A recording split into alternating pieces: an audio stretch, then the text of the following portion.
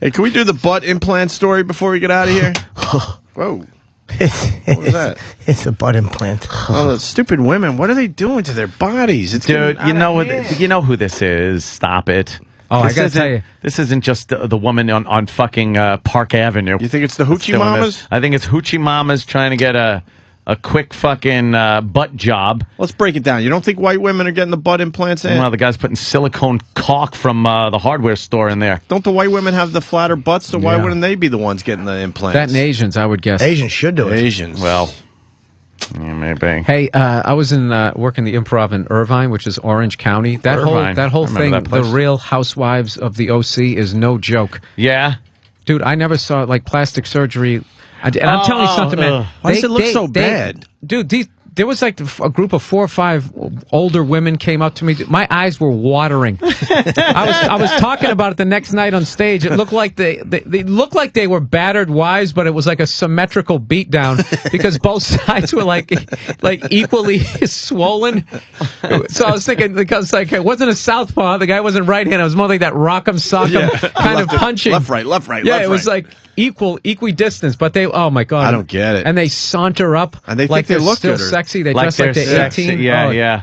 And it's just a disaster. I guess the problem is they just go too far. I hear if you get just a little something and stop. But the problem is it's addicting and they keep going until it looks horrendous. This is what the problem is doctors practice medicine. They're practicing. That's what it means. And they're practicing on your face. Got an answer for everything. Really you know what? How could you argue that point? But if you have enough money, whatever Demi Moore's haven't done, she looks fucking younger than she did. She looked a little rough at the Oscars. I think she took her implants out, I noticed. Yeah, her tits didn't look as big. Yeah, man. Unless she had them, like, battened down. You know, that can't be good when they take them out. That can't, it's like, gotta look like a deflated balloon or something. Sure, they you think it snaps back, they tighten them up? Yeah, she used that big, she went from having A cups back in the General Hospital days to having big giant titties in like the strip what was it, movie. Striptease? Yeah. And now she's got like regular fucking titties. Little B's, maybe. Little B's happening. I like A, B cups. She does. You like A's and B's? Yeah, C's are fine too, but I don't like them unnatural. I like real tits. No, they gotta be real. Yeah, you know. I like 1A and 1D. That implant shit is way overrated. You don't like those boob implants from the 90s? With the big blue veins on the side? We've seen enough of them over the years. They look good in sweaters, but they take that sweater off. It's ridiculous. And their fucking breastbone, it looks like if you hit it with your fingernail, it would rip like cellophane. Stretched too tight. I'm a fan of the ball the bag wrinkle. I was ready to say ball. Oh, the bag wrinkle. The bag wrinkle on the side when they lift their arm up, or when they're leaning over, and you just see like bag wrinkle. Sometimes you see the serial number of the freaking bag through the skin coming through because they went too big. Remember the Booba lantern? Oh, I love Did the that Booba girl with lantern, implants? Turn the lights off, put 2 flashlights underneath her tits. They lit up like fucking jack-o'-lanterns. Like complete, and natural boobs won't do that. But these fucking, the silicone inside there, or the saline, just glowed. And you could see these big, giant, glowing tits. Monroe. It glowed, Monroe. Okay, Pookie. All right, let's get into the butt implant. Whatever happened to Jim J. Bullock? Fuck please.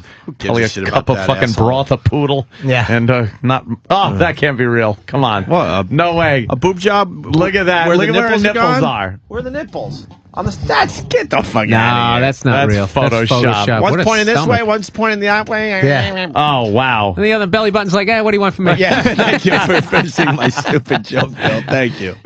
Thanks for humoring me. Ugly breast implants. That's wonderful. Good. Oh, is there a website called Ugly Breast Implants? You can just go to Google. Oh, you just Google image? Google it. Oh, God. Whoa. One's going one way, one's going the other. Wow. I love the one big areola drooping down. One was left out in the sun too long. Wow. That'll happen. That was like The Apprentice did the one on the right. Left one looks perfect. All right, and now you got it? Yeah, I can do this. I showed you how to do it. Now I'm going to be leaving. I got an appointment to get. Yeah. That's funny. They practice medicine. Hey, butt implants. So there's a problem going on in Jersey with butt implants. Butt implant surgeries are on the rise, with women and men adding a little lift to lift their spirits about their backside. In the past 10 years, the number of derriere enhancements has gone up nearly 150%. But several New Jersey women learned firsthand what happens when you don't do your homework first. I was outraged when I heard that this happened because it is completely unethical.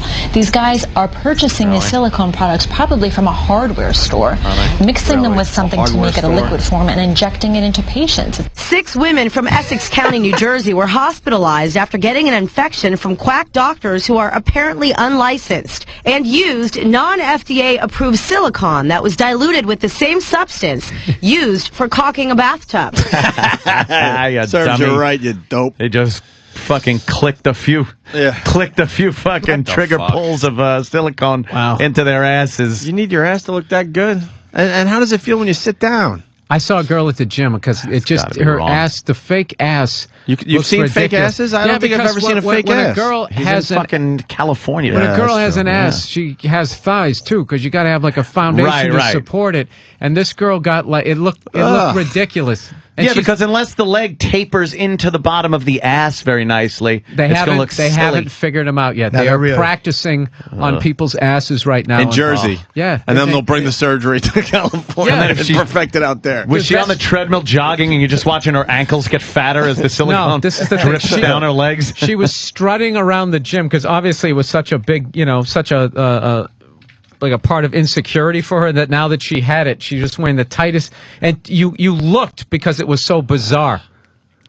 Yeah, that's how look. They're big in Brazil. They do that in Brazil a lot. The trannies do it because it's just a big tranny culture. The trannies do it, and women do it too. That, but Jimmy? People send links. Well, Jimmy's got silicone on its fingers. Yeah. Well, I don't have any on my balls or my face. Can I see a good butt implant pic? I don't think they have it possible? I think Bill's right. They don't have it down yet. All right, here's part 2 of the Jersey story. Lenox Hill Hospital doctor Carrie Peterson says if these women didn't get treated immediately for their resulting abscesses, the infections could have been lethal. Almost like giant pimples. They're big balls of pus.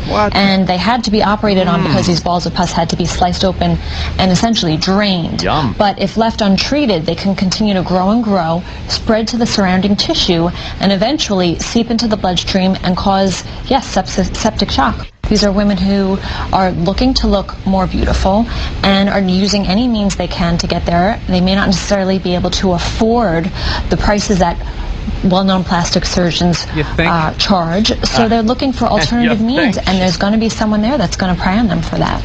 If you get your surgery in somebody's garage, you can't expect it to go well. Fucking dopey broads. How bad do you need to save money?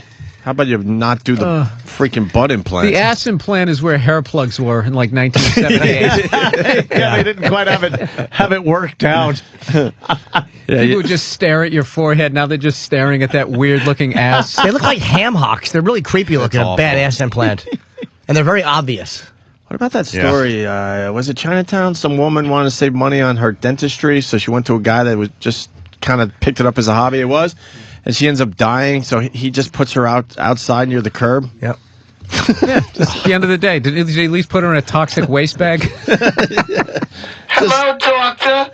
Yeah, I would like some caulk in my ass. Could you put some caulk in my ass? It's old school lingo. That old gag. Linger. Fucking 10 years. Best boob job. Years. Best boob jobs I've seen around the country are Dallas. Dallas, every other girl has implants. They got the teardrop shape down. After fucking them up around the country. I love Dallas. Every girl has implants and a gun. Yeah. They're good? Dude, and the amount of guys... Most of the girls keep their guns in their glove compartments because it doesn't go with their outfit, but they have them. Yeah, and they got a lot of guys there with like facelifts, which is just really bizarre. Yeah. That in Orange County, same thing. You'd see those guys with...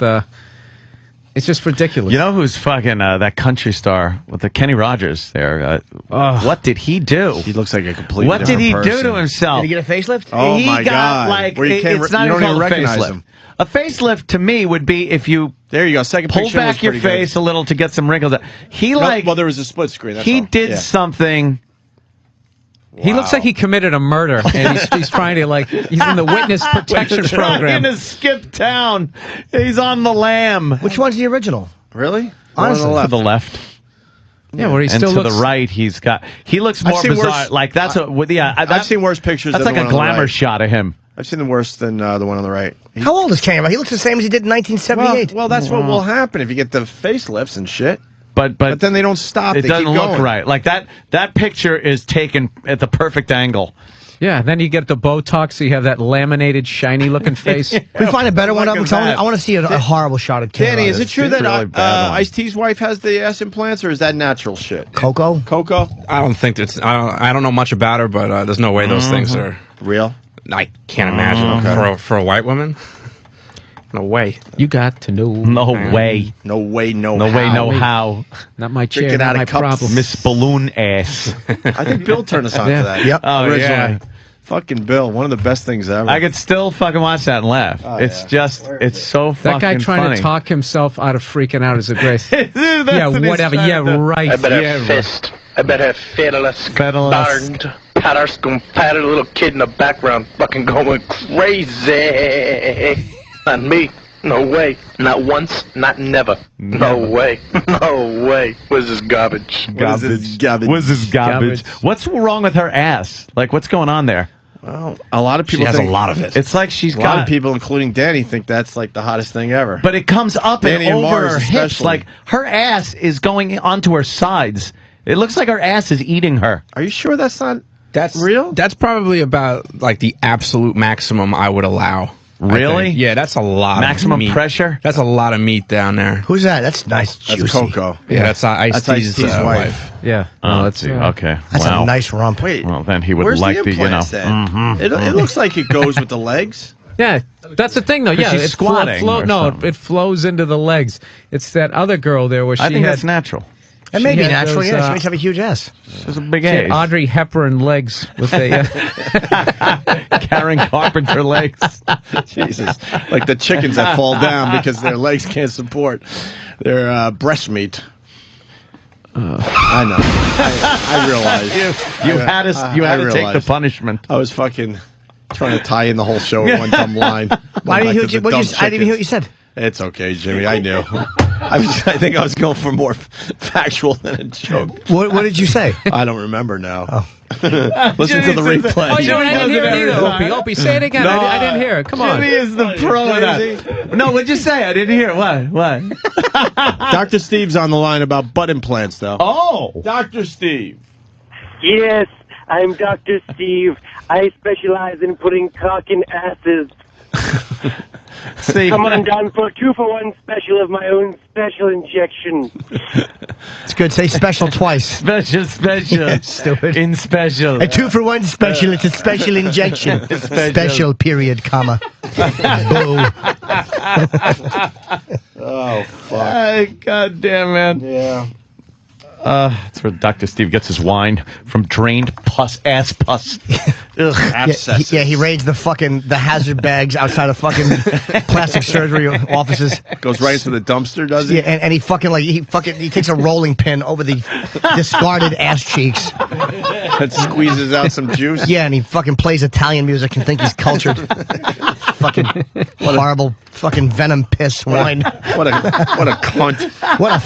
What a vile beverage. It's not bad if you keep it around the house to fucking drink and start your lawnmower. But the fact that you would send that to people around a holiday and expect good cheer in return. Right. And just because you put a fancy label on the bottle doesn't mean we don't know what the fuck's exactly. going on inside the bottle. The nerve of you to put a fucking bow on that fucking Molotov cocktail. You know how many times I've reached for his bottle of shit thinking it's a real bottle of wine because of that damn label he put on it? Yeah. You got one too, right? Oh, yeah. It's in my wine, my little wine cellar Oh, wait a area. minute. He made and a it's the bottle of only wine? bottle Oh, yeah, he made that his own sits wine. there. Yeah, and the labeling is amazing. You think you're in Napa Valley. You're ready to try out some real Did he nice stomp on the cabaret. grapes barefoot? Cabernet, Jesus. It was next to the sterno, and the sterno's gone. Yeah. That wine should be thrown into the back of a car in a Bronx Tale. Face your booty like Fucking drained zits. Have liquid zits. This is a weird. Fucking horrible. Hey, is this snatch story true where the woman crashed her car? I saw it on Twitter, and now it's a news story. Wait, Is this yeah, real? I don't know Hold if on, it's I'm real. finding it, man. I would say yes. Someone Really? crashed your car, probably. I'm just Let me saying yes. see. Where is it? I saw the hockey butt playing shit. Bears. What else is going to throw me Oh, today? yeah. The PC police are at it again. I may not be an Irish girl, but I drink like one. You're not going to be seeing those shirts. Yeah, somebody got upset at those shirts. Let's see. And then they tried to have them pulled from one of the stores, but the stores were sold out of the shirts. That's hilarious. It's like, you know, people obviously enjoy the shirts. Wait a minute. After Yeah, customer... some stereotypes. I don't know. I don't know what Irish broad. Who cares? Then you have like I'm not Asian, but I drive like one. Yeah, that's funny. No, great one. that would be considered offensive. But there's something about drinking Irish is just funny. But that wouldn't be like I would look at it. I'm not Asian, but I drive like one, and think that was funny. Like, who cares? Oh, Dude, Christ. I gotta Hold tell you, on. Let me read this. Because this is something we fucking hate. Drives us all nuts.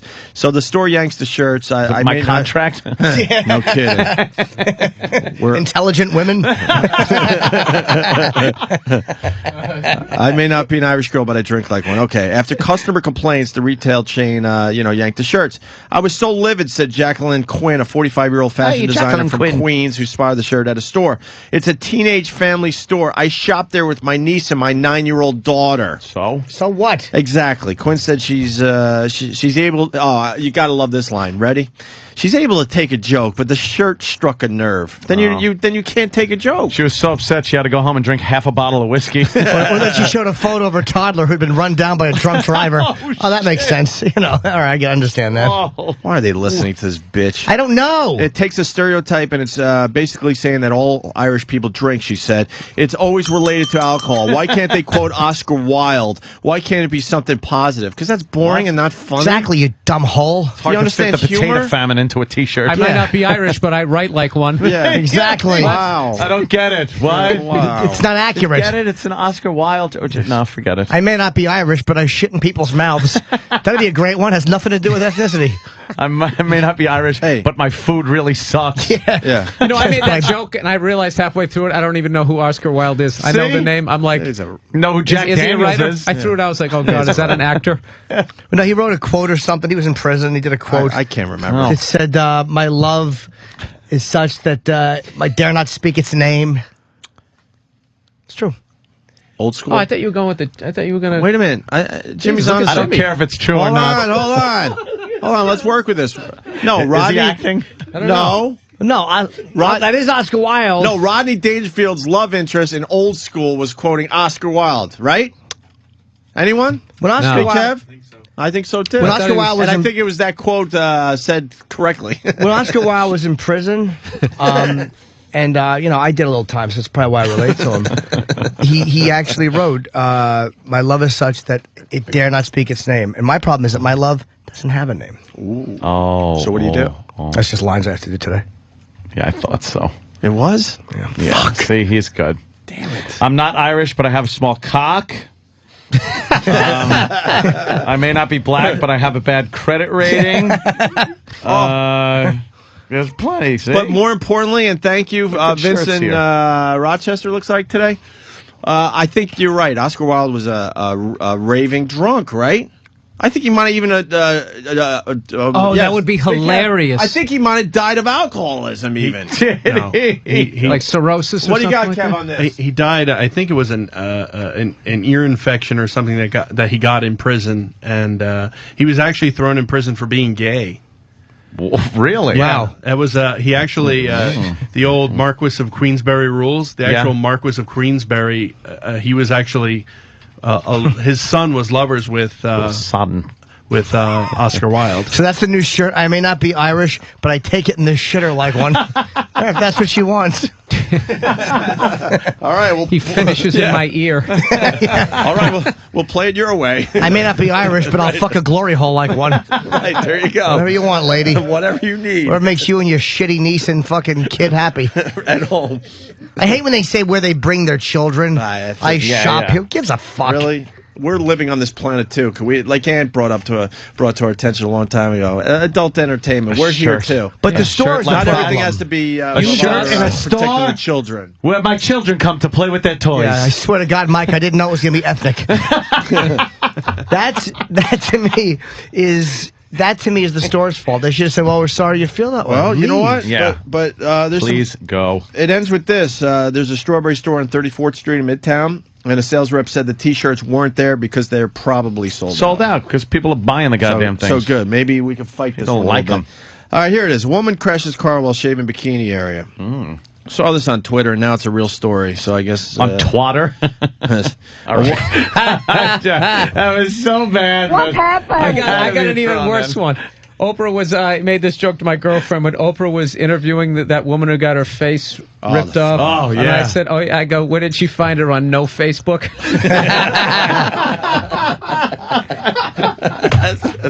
That's a really bad joke if it wasn't just so offensive. It shouldn't get horribly funny though. No, it was one of those things where she was laughing, telling me I was going to hell, and I'm like, you're laughing too. Yeah, you're laughing. You know, we did 2 hours on that damn bitch, and we didn't come up with that. So right on, Bill. What was her name? The lady who got her face bitten out. Oh, that's such Is it Virginia something? Matter anymore. Setup line, and I don't have the punchline for that. I know, really, exactly. Yes.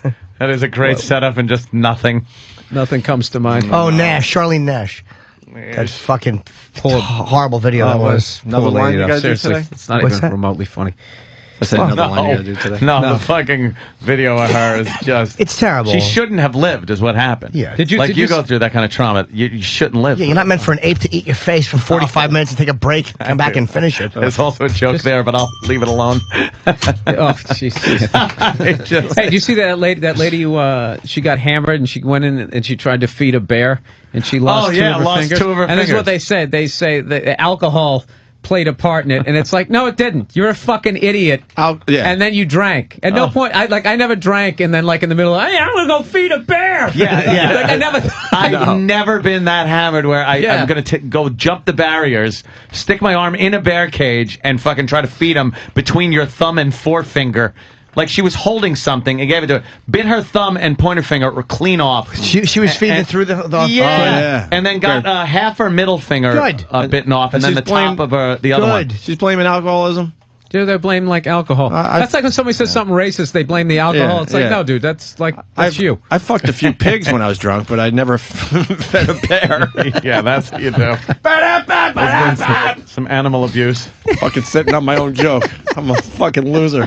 A woman crashes car while shaving bikini area. A woman who shaved her bikini area while driving caused a car crash in Florida Keys, prompting police to issue fresh warnings about safe driving. How would you need to warn it? Like that's an epidemic? Yeah, that's just a one in a fucking Well, you know what that zillion. means? Is she got so fucked up she couldn't pull her pants up, so the shaving cream and the razor, she's like passed out. What are you doing? Oh, what the fuck? Talking into his shoulder. Yeah, we got a woman shaving a twat here. We got a. Do they even have a number for that? We got a 1040. Woman shaving her twat. She actually needed to shave her twat so bad she told her husband to grab the wheel. You know that move? Oh, really? So the husband was in there? I guess so. Where the hell is she going? Because I was going to guess that she was cheating. Wait a minute. She's on her way. Hold on. Wait a minute. Okay, hold on. Megan, 37, crashed into another vehicle after giving her ex-husband the wheel as she shaved her private parts. Okay, so the ex-husband's in the car. She was driving to meet her boyfriend. With her ex-husband in the car. Oh, the ex-husband. And she was shaving her pussy. Yeah, okay. Yeah. That's a very healthy relationship situation. Yeah, that's what I'm saying. And they have to warn people that this might be an epidemic. I got it. The reason why she divorced that guy was he was such a freak, and the only way he could get off was to watch her shave her twat. So she was trying to do it one more time because she felt bad that he had his alimony payments increased. Or because he was such a non-man and he would never challenge her. She didn't respect him anymore. She's like, I'm going to go to my boyfriend's house. She's like, why don't you shave in the car? I'll hold the wheel for you. I got the wheel. She had no respect for him. That's the wheel. That's how Jane Mansfield does. Just shaving it, looking at him. This is what I'm going to give him. Yeah. I want to make it all nice and clean for him. She put the hairs in a baggie and he'd smell them on the way home. What a cuck. He is a cuck. Why did I think I could out-creep Jimmy? Yeah, He really just takes it to the whole other level. Never. You're a good boy. She wanted to be ready for her. She wanted to be ready for her visit. Yeah, nice and clean shave. Any injuries? Oh, that's good. The day before the accident, she had been convicted and sentenced to 9 months of probation for DUI and driving with a suspended license. That's good. We're all trying to figure out how it can DUI. Oh, I know. It's just, driving undies, something. Yeah, it's always looking for the fucking punchline. Yeah, there's not much there. Forever searching, but yeah, nothing quite there. No injuries? They didn't say if they were hurt? No, but you would think that would fuck a girl up there, a razor down there, and hit something. The police guy there, whatever, one of the authorities, he's like, hey, my phone's been ringing off the hook all day, and I know there's a funny side to this, but it's also deadly serious. Very serious. This is a scary road, and a lot of bad wrecks are caused by dumb stuff like this. It's unbelievable. Like that? I'm really starting to believe this stuff only Texting. happens in the Keys. There's been studies done that shaving your pussy is actually more dangerous than driving drunk. Unbelievable. That's how they're going to just make flying feel safe. You're more likely to be killed by a woman shaving a twat than you are to die in a plane crash, statistically. Shit. We got a woman with a very smelly pussy, guys. How would we have done that story? We do. Huh? Remember trying to do that story on Oh, radio? no kidding. No kidding. You couldn't even call like we used to, like a smelly and then beep it. Right. Now, because you referenced the vagina last week. Yeah, let's just say a certain part of her body smelled badly. No, it was offensive to the olfactory senses. Yes. Down there. And No, that- can't say that. Oh, South God. of the border, no. What a mess. Oh, it's awful. Yeah, you're dinky, you're dingled. Yeah, she wanted someone to, do something to her that was south of the border, let's just say. And, well, her cunt stinks. that's one way to say it. Woman utters line never previously recorded in a police report. Meet Melissa Lee Williams. You can look this up for yourselves online to see what she looks like. The West Virginia woman, 41, is facing assault and weapons charges after allegedly waving a knife at two men who declined her demands to engage in sexual conduct at a West Virginia motor inn. Eat my pussy. Eat my fucking pussy, motherfucker. She's the greatest. I hope audio comes She looks like out of Pat this. from Munaki with a fucking With a wig. viral wig. Wow, she does. You know, lick it. Eat my pussy. Lost my clit to diabetes. Oh, God. According to investigators, Williams, check where she lives. She lives 4 doors down from her estranged husband at the 77 Motor Inn. Oh, of course. She showed up at his door and asked Danny Williams and another man to eat my pussy. Come on, boys. At this point, Williams commenced to undress herself. Yeah, they weren't even going to undress her. Starts taking her nasty white trash clothes off. While Danny Williams declined said invitation, the other man, Adam Watson, told cops that he agreed to perform at her request. I'll eat your pussy. So there was a guy that was willing to do this. However, as Watson approached Williams, he became overwhelmed by horrible vaginal odor emitting from Melissa Williams. Oh, he went in for it and got fucking denied. You know that I know the smell he probably means. It probably is that weird old person smell, like when they're really dirty. That odd. God damn it, you're pissing me off. Do you know the smell I mean? Yes. It's a smell of dirty dead skin. Unclean. Yeah, Yes. it's not a smell of just a sour pussy. It's that assault on your being smell. Oh, God. So he was going in, but then he smelled that shit and said, fuck this. Watson understandably declined to proceed any further, so he backed off. This is when Melissa Williams allegedly produced a lockback folding knife, opened it, and pointed the weapon at her estranged husband. She then reportedly uttered a line never before spoken in a police report. Somebody is going to eat my pussy, or I'm going to cut your fucking throat. Someone's going to eat my pussy. Somebody's going to eat my pussy, or I'm going to cut your fucking throat. Holy Old shit. skunk twat. Getting a little angry. You think that would bring you to tears as a man? Not the knife part. That's laughable. You just knock it out of her hand. But being forced, maybe if she had a gun or something, being forced to eat a really horrendous smelling pussy. Would that bring you to tears, you think? Of course. When Deputy Mellinger arrived at the scene, he observed Williams, who, like the two men, appeared to be intoxicated, nude from the waist down, and nude from the waist down. After pocketing a knife that was on the coffee table in front of Williams, Mellinger arrested her for domestic assault and brandishing a deadly weapon. Her pussy? Yes, not even the knife. Nasty. Wow. Oh, Somebody's going to eat my pussy or I'm going to cut your fucking throat. She thought she was going to get her pussy at. And she was. She would have fucking scrubbed it. Oh, maybe. Kenny's here. You got a smelly pussy story? Oh, no, you got Jimmy's coffee. Oh. Got anything on the smelly pussy? No, I'm sorry. You're a happily married man. Yes, I am for many years. How about before you were happily married? You ever Oh, no, I was a virgin. Get it? No, I don't. No, I don't. So. Oh, what was it, Jennifer Aniston? Well, that's what we think. Jennifer Aniston has one of these smelly pussies. That's why she can't get a man. That's the rumor. Something's going on with her. Yeah. Can we do Deadliest Snatch finally? We've been trying to get this bit going for a long time. We just should get a sponsor. I think it's time to start doing some bits here and there again. Deadliest Snatch. You think these people down the hall would give us some kind of prize, and then we get women to come in here, and the woman with the smelliest snatch wins? Yeah, I think we should. And what's great about this bit, I mean, you could have the nicest smelly pussy ever, but for the contest, you could do it to get it really stink it up. Yeah, to stink it up. And then you could explain what you use to stink it up. So then you could save face with this contest. Sorry, Dan. Yes. Sorry, no, I didn't mean to step over you. There might be a good sponsor for this too. There's a sponsor on. They sponsor Ron and Fez. It's a company. They make products that freshen you up. Oh, really? Oh, right. So with the balls, they clean up your balls. Well, that's the guy's version. Yeah, the guy's version is called Fresh Balls. Fucking worst balls on a guy. Yeah. We do enough gay shit. That's actually been pitched and approved. No, let's do the girl thing. Come on. To do both. Well, we could do balls too. Yeah, balls are fucking hilarious. Fucking balls are hilarious. It's hilarious. A bunch of stinky balls. Who would smell Who's smelling the balls? That's the beauty of it. We make someone smell the balls. Fucking balls. Oh, E-Rock. That would be fucking hilarious. Even E-Rock saying no fucking way. I think hot girls coming in here and stinking up their pussies for a contest would be a great show. I absolutely agree. I think we could do both. I mean, we could do a little side thing. Maybe that could be the opening act. The fucking smelly balls. Ugh. That's disgusting, dude. It's. What do we do to get this done?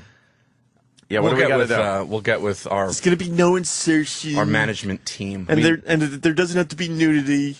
Of course, they'll let the guys get nude. No, there's got to be we got to be able to look at their pussy. We can do nude. We can do naked. We just can't. But maybe some of the girls won't do it if they're naked. So maybe we could do the smell test through the panties. No, they have to. I think they have to be. I think they have to be. Because then they can hide something. They can make the panties smelly. We need a really good prize. Yeah, but I'm telling you, we're not just going to get a lot of girls fucking getting naked. Well, that's the key. We need a good prize. You give away somebody $5,000, whatever. We're going to get $5,000. We'd be lucky to get 500 from these guys. Is that what? Travis? That's probably more. Oh, 500. We're not getting 5,000 from these guys. I think we could do it though. If it was Howard, he'd get 5,000. It's us. We get 500 maybe. Why don't we get a good prize thing then? Like cash is one thing, but we can work on it. Yeah. Can we set a date? Let's just do it. Sure. Will they give us something down the hall? Is anybody we can figure here? something out. At the moment, no, nobody is here. A sponsor. And later, I'm not sure anyone will be here. Oh, really? Yeah. Right. Let's go home. Well, could you talk to the guys about it? Yeah. We really want to do. I think let's come up. I don't think approval is going to be an issue with this one. We'll get it done. Smelliest snatch or whatever. Other things approved that I didn't think would. Deadliest snatch. Yeah, I like it. I like it too. Deadliest snatch. Yeah, and we need some women that are troopers. They come in and Yeah, that's going to be the hardest part. Smell up. You got to give them a good pussy. prize, money, and something else if we can. Yeah, we'll see what they got laying around here. The stinkiest pink. It's an old Ron and Fez thing. Yeah. The stinkest pink. You have the stinkest pink. Yeah. How about we call it the enchilada south of the border competition? That's a good one. Thanks.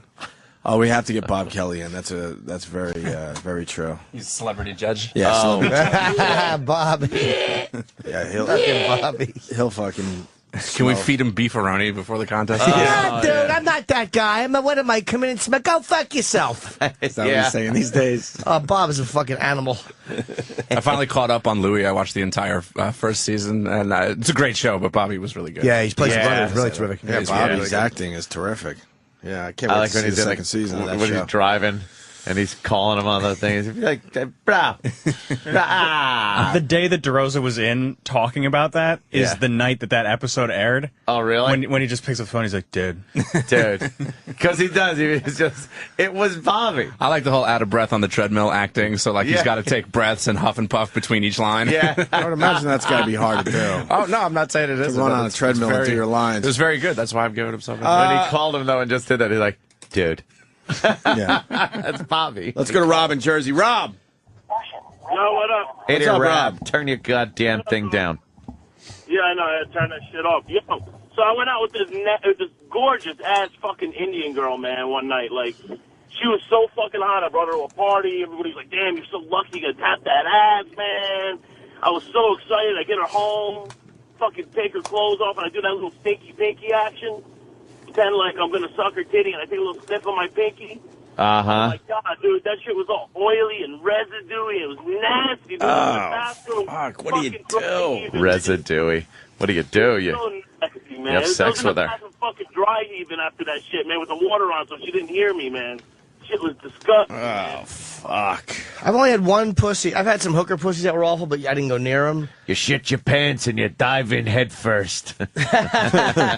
You shoot the pussy. But I got one. I was working many years ago at Caldor, and we were doing inventory. Caldor. And there was a girl who I kind of wanted to fuck. Oh. Sexy girl, pretty girl. But we went back after inventory, a 10-hour day, went back to my house, my parents' house. And her breath smelled like a kernel of corn was in the pit of her stomach. She had like that corn breath.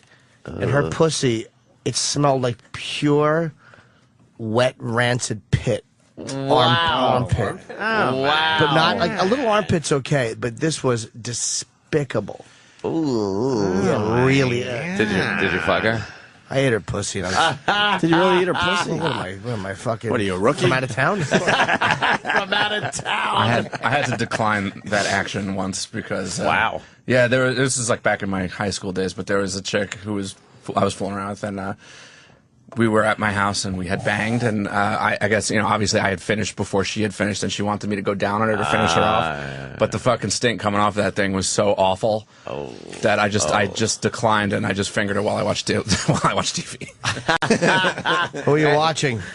Oh, man. Show about seagulls. Anything was better than going down on that one. Anything was better than that. It was absolutely awful. And you were done, so that's even worse. Yeah, because now I don't even want to deal with this broad anymore. Because I got no incentive to go down there and finish up. Yeah, like there was no hotness to it or anything. I might as well have just been stabbing her with a knife. It would have been the same thing. Walter's on the line. He's a regular from Connecticut. Go ahead, Walter.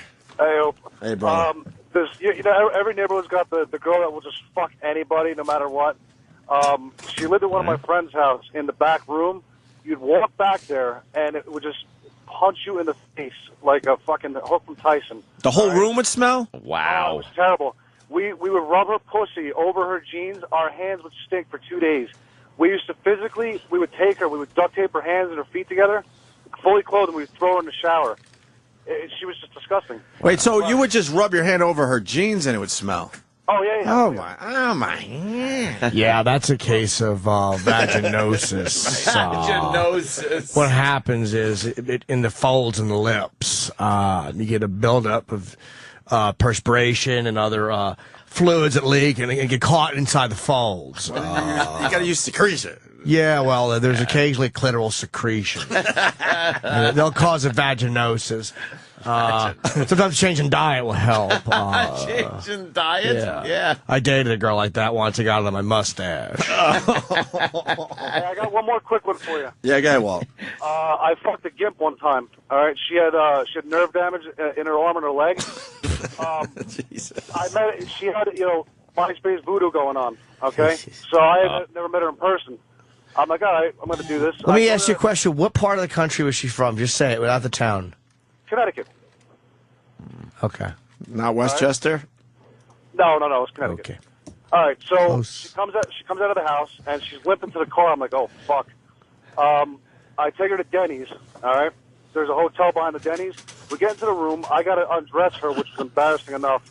I go into the bathroom because I don't want to do this, but I'm already there. I'm talking to myself out loud in the mirror. I'm like, dude, you're already here. You got to do this. You got to do it. I fucked her. when I was done, I had to strap her arm back to her chest, put her fucking leg brace back on, and dress her. It was horrible. That's too much work. All right, Walter, thanks for the stories today, Yeah, it's brother. too much work. All right, let's go to Boston. It's Andy. Andy. Andy. What's up, buddy? Hey, my buddy Mike, right? We were so fucking jealous at how hot this girl was that he was dating. We couldn't understand it. So finally, he breaks up with her, and we're like, you're crazy. So he tells us a story. She blamed it on politics, but he told me he could never, ever fuck her in the pussy. He always had to hit it in the shitter because she stunk that bad. He literally would she would see him putting a pillow over his face, too. So he said it just got too bad. Where he He was better putting it where the poo comes out.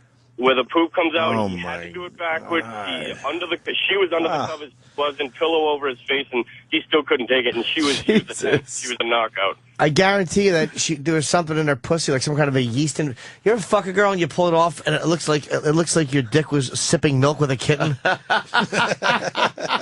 It looks like you put a little bit of provolone on your dick and it melted.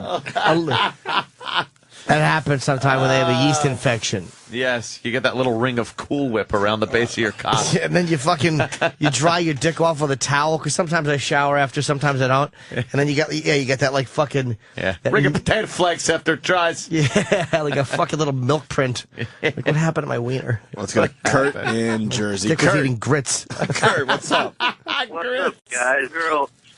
I know a girl with like a legendary smelly pussy, but what's a good way to ask her to take part in the contest? Well, have her call the show. We'll do it for you. Just see if she'll call the radio show. Yeah, try to be subtle about it, though. Yeah, we'll explain it less sensitively. Yeah, we're really good at this type of thing. Yeah, call our old Staten Island box. We haven't done that in a while, where we take care of bad news for people. Yeah. Have her call the show. We'll take care of that for you, Kurt. Have her call in. We'll do it carefully. Yeah, we'll Yank do it it very out. carefully. We'll handle it with kid gloves. Pull out and your dick looks like it's covered with farina. That is the worst. And then it gets like into little balls when you got to dry it. It's like, what happened? What the hell was in there? Did you put glue on my penis, you fucking dirtbag? Old milky pussy. Just think, men have vomited on this chick. Oh, my God. Wow. All right, thank you. Let me take one more from the Philly Kid. Philly Kid. When I was in high school, I was double dating with a buddy of mine. We were at the drive-ins, and I started going at it with my girl in the back seat. He was Look at this, 1955? Yeah, exactly. What were your inspiration points? The Fonz? We're from the country, man. We had drive-ins. Oh, anyways, so when he went down on her, we were in the back seat.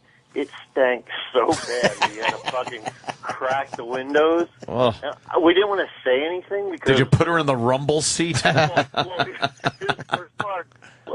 the next day, I talked to my buddy. I'm like, "Oh my God, your girl stank," and it was the first girl he's ever been with. So he just assumed that's the way it's supposed to be. It was right. Smart assumption. Rumors that it's stanky, but damn. Are we going to do our smelly pussy contest or what? Yeah, we got to. Can we just Definitely. let's pencil it in for 2 weeks from today? 2 weeks? Or can we get it done next Friday, you think? I don't think so. No, more time. No, We're going to try to do this. Get chicks. As long as the guys down the hall will do the right thing. Yeah, we need chicks. And get a good prize, and we can get chicks. We'll have more info on this on Monday, but 2 weeks from today, we're going to try to do it. Get women in here and see who has the smelliest pussy. And they don't have to have smelly pussies as they're walking around. They could just stink it up for the contest. Yeah. You know what I mean? Don't worry about it. Yeah, all right. Won't be held against you, ladies. Wow, this is a very common thing. Look at all these phones. Yeah. I think we're just about done with it, but... oh, God. I could spend hours talking about this. I know. I'm reading some of the ones that are coming in. It's so disgusting. This would be the point I tell the same story I've told a million times about my girl from Geneseo. I had one of these bad pussies. A bad pussy. Well, I thought they all smelled like that because I wasn't that experienced yet. With the hand out the window, that story. God's honest truth. I remember being a kid, and when you'd be with a girl, and you know, because you have a lot of hand action, you know, your fingering and everything, and then the next day you'd be like, oh, you like that? See, I didn't like that smell the next day. No, it was great the next day because it would totally remind you of the night, and it was like great. Yeah, I never liked it it. Again. I would hate when people put their fingers into my face and shit. I would never do that. Like, they smell my finger. That is so fucking... Such a high school thing. I know. Yeah, but it was like, you know, you'd just kind of be like, ooh, yeah, I like that. All right, we got the gay evangelist. We got that story. We got, remind me, we got to play Jim Norton on Letterman the whole set. We were supposed to play this yesterday, and Jim's in Atlanta, so we'll do that going into break. Someone remind me on that. We got Shame on You. A new one? Yeah. What was the problem? Special needs girl late to school all the time because of long bus ride. Okay, I got to hear this. Yeah, right to Yeah, this? yeah, we'll go right to that. What about the wax lipping? No, Retard beats out wax lips. And what about some children's lyrics appropriate for children? Question mark. Ooh, that's too vague. Yeah? Yeah, I don't know what it means. But I could, shame, retard, long bus ride. It's easy for me. All right, let's see. Arnold Diaz, shame on you. Last month, we reported that 17-year-old Andrea Avant, a special needs student, used to love going to school until this year, when the bus trip became a nightmare. Tell me about the bus, Andrea. They're late. They're late. They're late. Yeah, they're late. Every day? Every day. Every day. Yeah, every day. As we told you, the bus Andrea rode had to pick up 17 special needs students on a long route starting in Far Rockaway, winding its way... Well, yeah, because we got to spread them out. You don't want them all in one neighborhood. Got to thin them out. Jesus.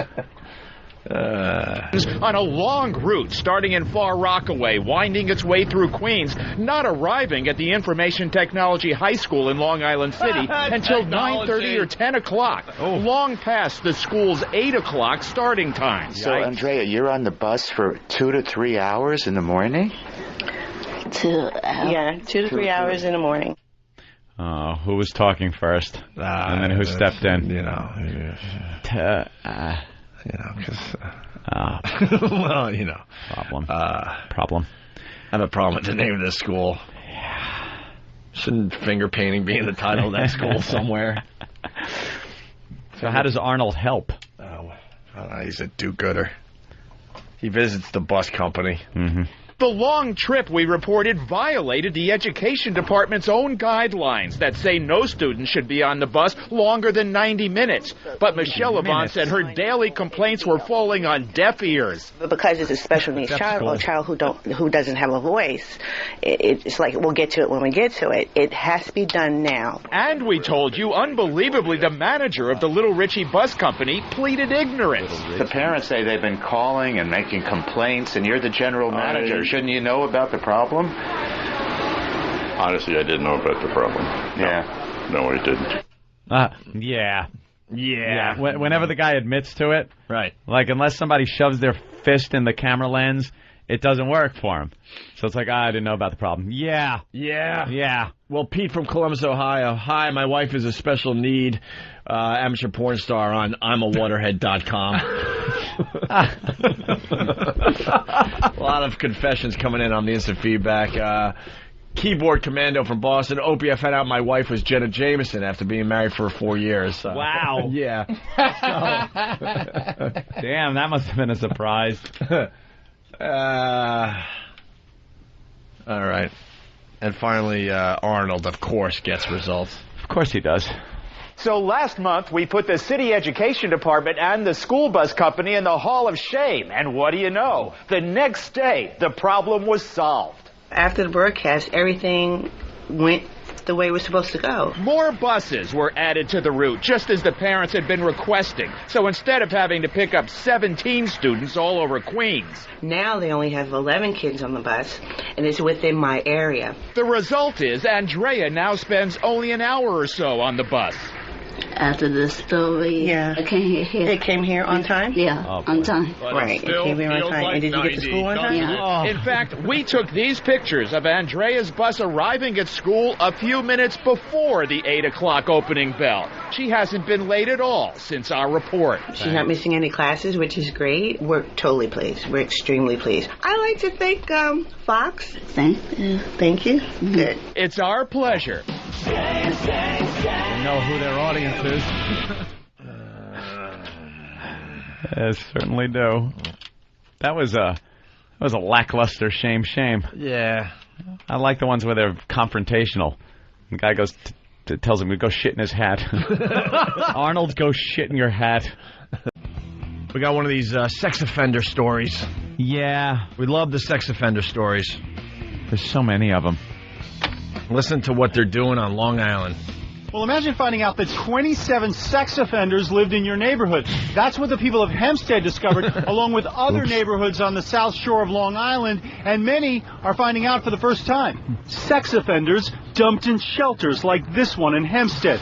Residents had choice words for the agency responsible. They gotta live somewhere. Yep. Yeah. I mean, what town's gonna be the one town that accepts this with open arms? No one. East No Hampton. one. No one. But it's responsible. Shame on you. It's okay. So far, Hempstead. Huh? So far, Hempstead. So far, Hempstead. Didn't we do a story where they were in mastic? Yeah. Yeah. Okay. Seeing a trend. Well, they said poor towns all over the south shore of Long Island. We'll see if the report should have been done differently. Imagine you're a sex offender and you find out all your neighbors are. Choice words for the agency responsible. Shame on you, because you're deteriorating actually lives by the hundreds in these urban areas. Newsday reports the largest. Deteriorating? They're deteriorating? Wow. What are they going to do next? Go look at the fall foliage? That's a common mistake, though. Foliage and foliage. Yes, but people under the age of 7 frequently say that. People who used to carry guns professionally never do. Deteriorating. Hundreds in these urban areas. Newsday reports the largest clusters of sex offenders are concentrated in low-income areas of Long Island's South Shore. We see they exist in Freeport, Roosevelt, Hempstead, Uniondale, all areas of middle to lower income areas. These offenders are level 2 and 3, those most likely to strike again. They're placed in neighborhoods with little political power. It's unfair, and it's not put in neighborhoods where they are more affluent. Another problem in these neighborhoods, rents are cheaper, and landlords are more willing Of course. What do you want them to do? What do you want to put them on Park Avenue and have them pay $3,800 a month? $3,800 a month on Park Ave? I don't know. I don't live there. Maybe for a closet. 10,000. Yeah. All right. Start at 10,000. What about the really rich sex offenders, though? That's a good point. They probably pick up their own digs somewhere. Yeah. Sure. Yeah, they're in Thailand or something. Yeah. I think out of the country. I think people should be forced in low-income neighborhoods to have sex offenders living in their kid's room. Or chipping in for the rent. See, put it this way: the sex offender is going to be scared to go out. I think that's they got a strategy here. What do you want? What do you want them in nice, affluent parts of Long Island? It ain't gonna happen. Nope. This is all based on what you pay your taxes for. If your tax bill is really, really low, your services and who lives in your neighborhood is going to be a little off. If your taxes are really high, you're paying to not have a bad element in your neighborhood and to have all of your services working well. That's just the way this country works. Who's surprised by this? You're actually safer, though, when you live near them. I lived next door to a rapist for a few summers. Yeah, sexy now. Yeah, and it was then the law came out. You had to tell your neighbors, if you and hello. Yeah, you know, but your daughter home. Statistically, you're a lot safer living right next door to a sex offender than. Yeah, it's kind of hard to rape someone and run next door. Yeah. He's on the lam. There he goes. Oh, next door. Lights on. Let's get him. That is stupid. Did you tease him at all? Did he rape girls or guys? No, I remember one day though he came up to it was my family. It was like one of those like a summer thing in Montauk that we went out to, and right on the beach. And I remember one day my sister, before we knew this, he asked my sister if she wanted to take a boat ride with him. He had a that's good. And then 2 days later, the old Peterson cruise. We never went back.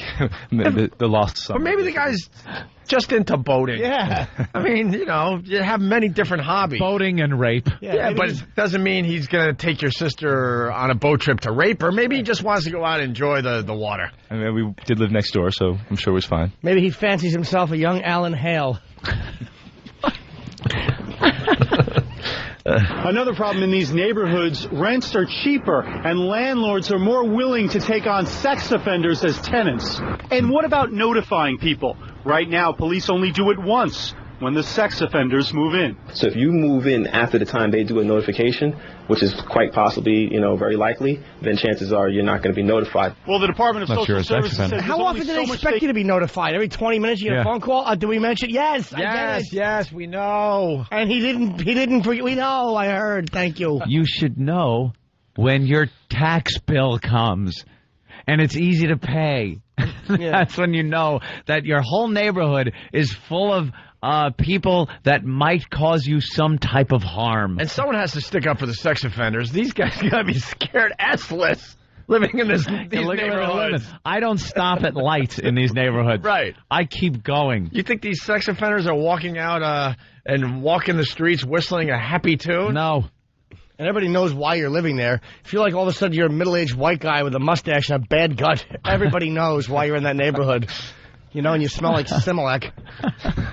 Old baby powder breath. Let's go to Debo from Patterson, New Jersey. Excited about Halloween. Yeah. Debo. Hey, what's going on? The front of your pants goes as a MASH unit. Hey. Believe it or not, it's a slow news day. It really is. Yeah, it happens. Got some cute stories we could get into. Cute? Yeah, Oh, our definition of cute, which means horrifically horrible. Shut up, you're going to ruin it. Don't ruin it. Two elderly women in Daytona, Florida are recovering today after some scary moments trapped them inside their sweltering car. Officials say the Cadillac's battery died in yesterday's midday heat, and that knocked out the automatic locks. After 2 hours, a passerby spotted "Call 911" on the back of some tissue in the window there and called police. This women were apparently unaware that they could unlock those doors manually. Fortunately, though, you see them being carried away by EMS to get some treatment. You stupid old bags. All right, I was with the elderly women for a second there. There is not a car made that you can't just unlock manually in some fashion.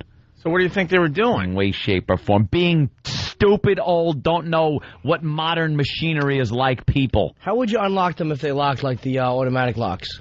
I have no idea. Okay, I mean, there's usually some kind of slide mechanism on the door that unlocks your vehicle. Than's got info. Than? Well, apparently they had to smash the window out to get them out.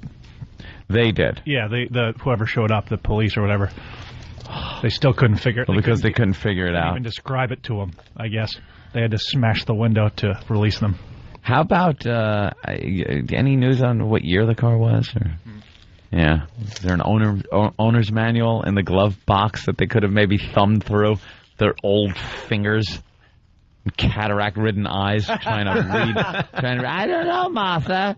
I'm looking. I can't find it. It says the seats are leather, and I'm baking. Oh, what'd they get, the heat stroke? Little of the heat stroke? Little bit. Poor old people. In handcuffs and placed in the back of a deputy's car is how Jamal Williams ended a morning that began with the carjacking of an elderly couple's car, according to authorities. Get a job, I got one. Taking white people's cars like yours. At about 10 this morning, an elderly couple that wished to not be identified was at Murphy's gas station in Melbourne when a man pointed a gun at them, demanded their 2006 silver Chevy Impala, and then drove off with it.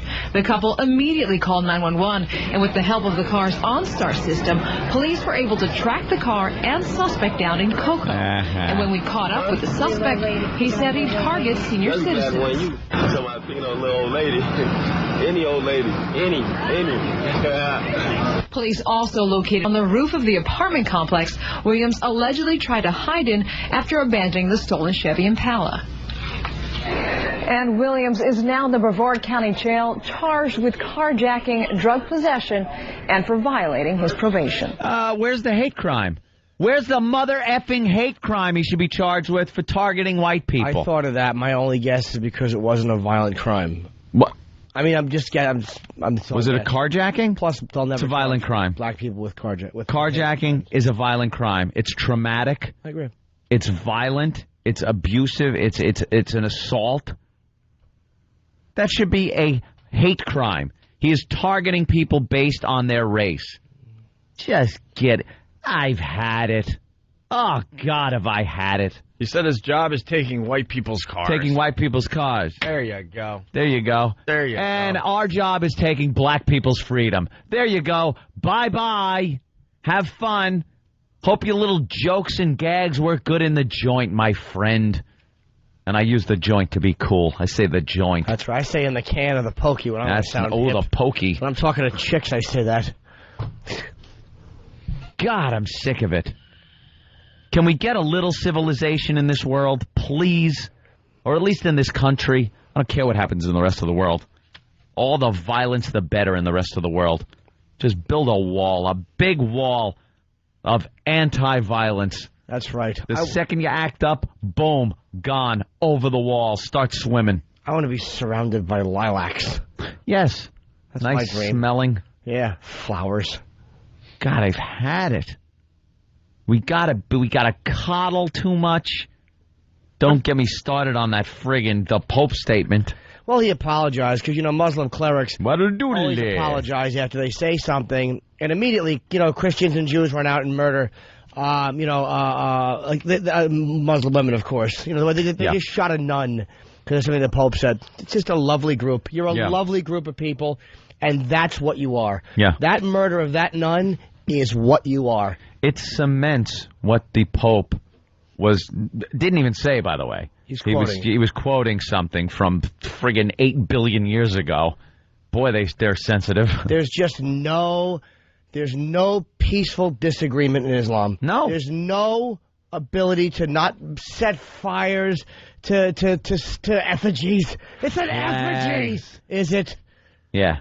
That's what you do. Stomping on flaming flags and effigies and just staring into cameras, making faces that I swear you'd only see in a zoo. I swear to you, you'd only see if you left an animal starving and then threw a piece of meat at him. And then they shot a nun. And they shoot a nun to show what the Pope said about them being violent, and they're lovely people. That's a good way to show how non-violent you are, by shooting a nun. Lovely religion. Here's the story. Reactions to the Pope's apology have led Italian police to tighten security of potential Catholic targets across the country. Meanwhile, Vatican officials are saying they hope this wave of hatred does not result in grave consequences. Hope you surf on any waves of hatred? There are no signs that protest and anger around the world is abating, even after an extraordinary personal apology from Pope Benedict. Appearing at the summer papal palace, the Pope said he was deeply sorry and that he meant only to inspire an interfaith debate. Con grande rispetto reciproco. A former deputy of the Sunni Arab world's most powerful institution said the Pope's comments were a clear and direct insult to Islam. Others have said a full retraction is needed. There you go.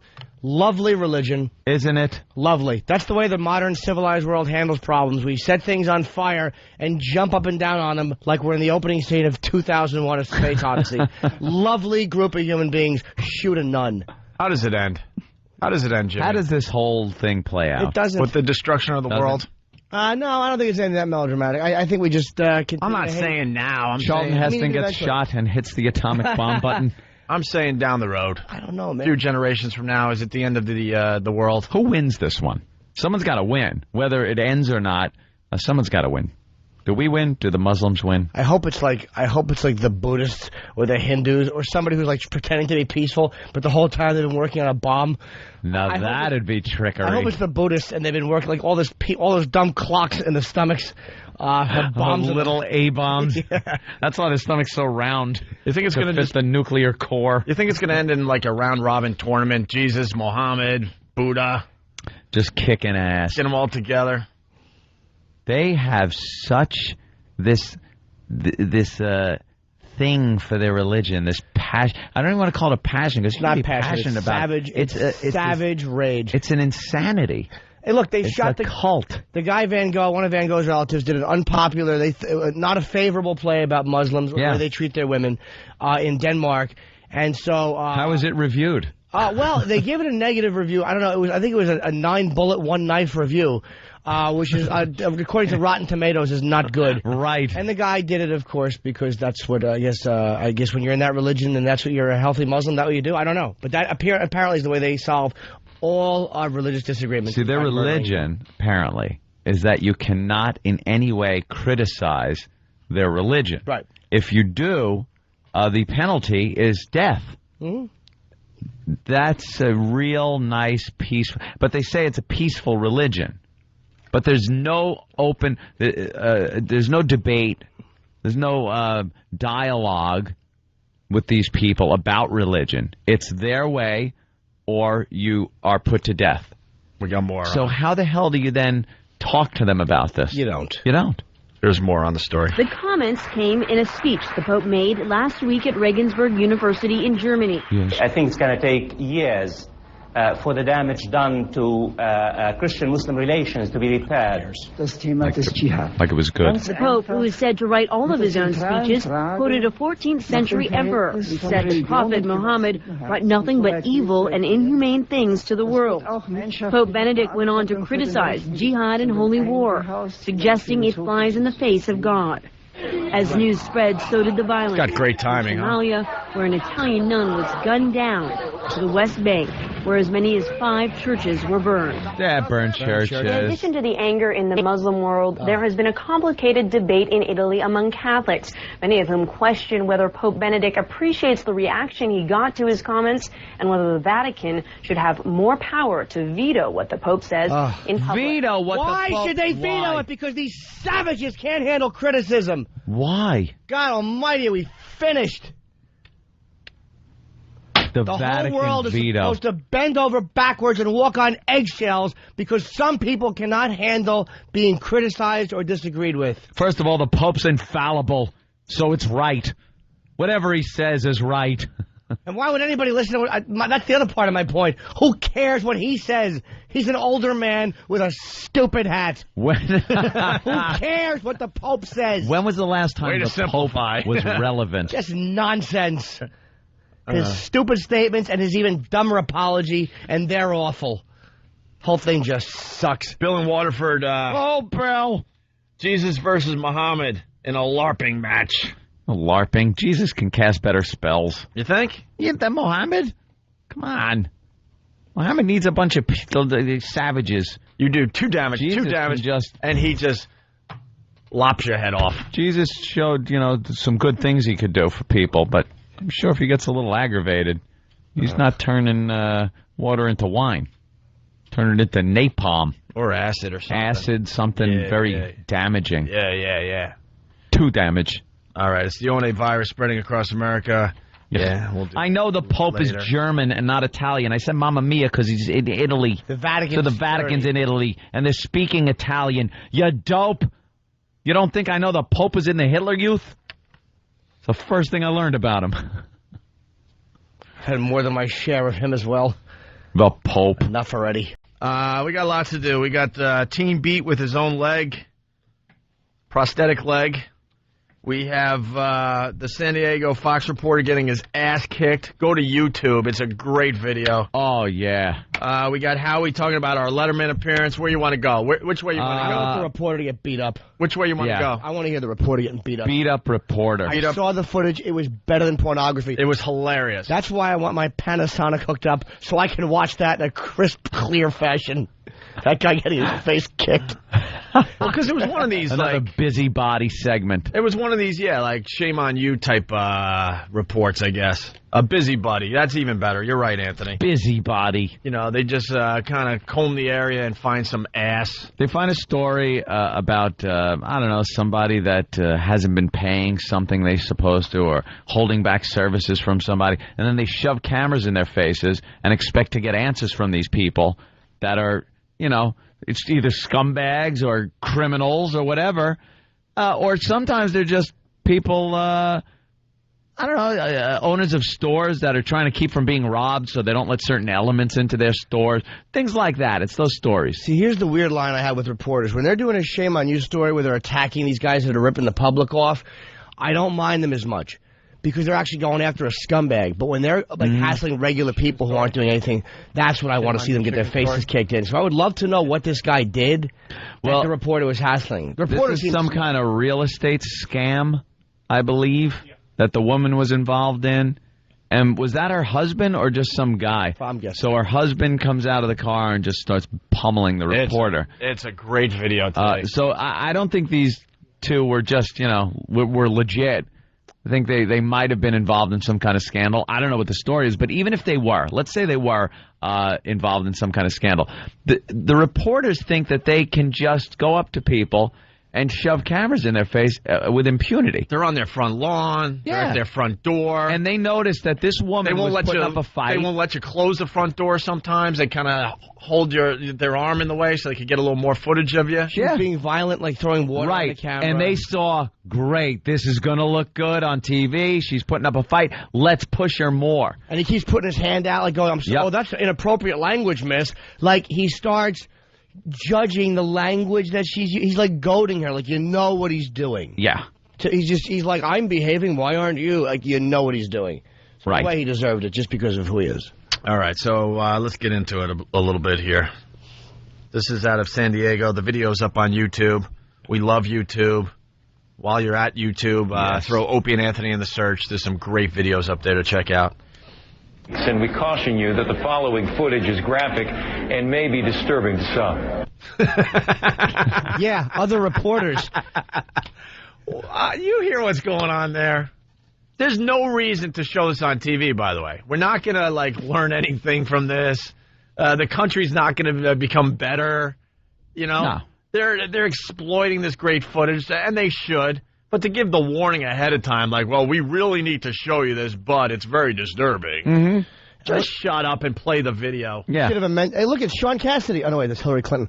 He should have amended the statement and said, "Some of you will find this disturbing. The other 99% of you are going to laugh and hoot. We'll find it hysterical." It's funny. Right.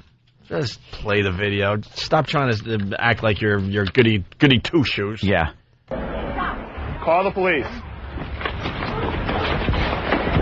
The attacker is Sam Suleiman, the key subject of a series of reports by Fox 6 investigative journalist John Mattis.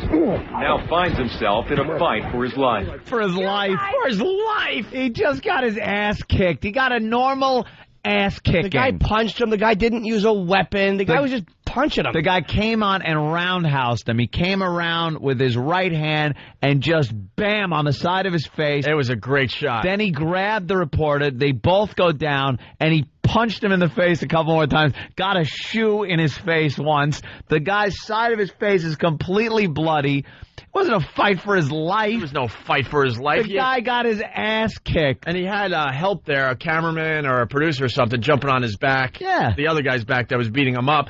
And then there was a warning there. The woman was throwing water right into the camera lens. Yep.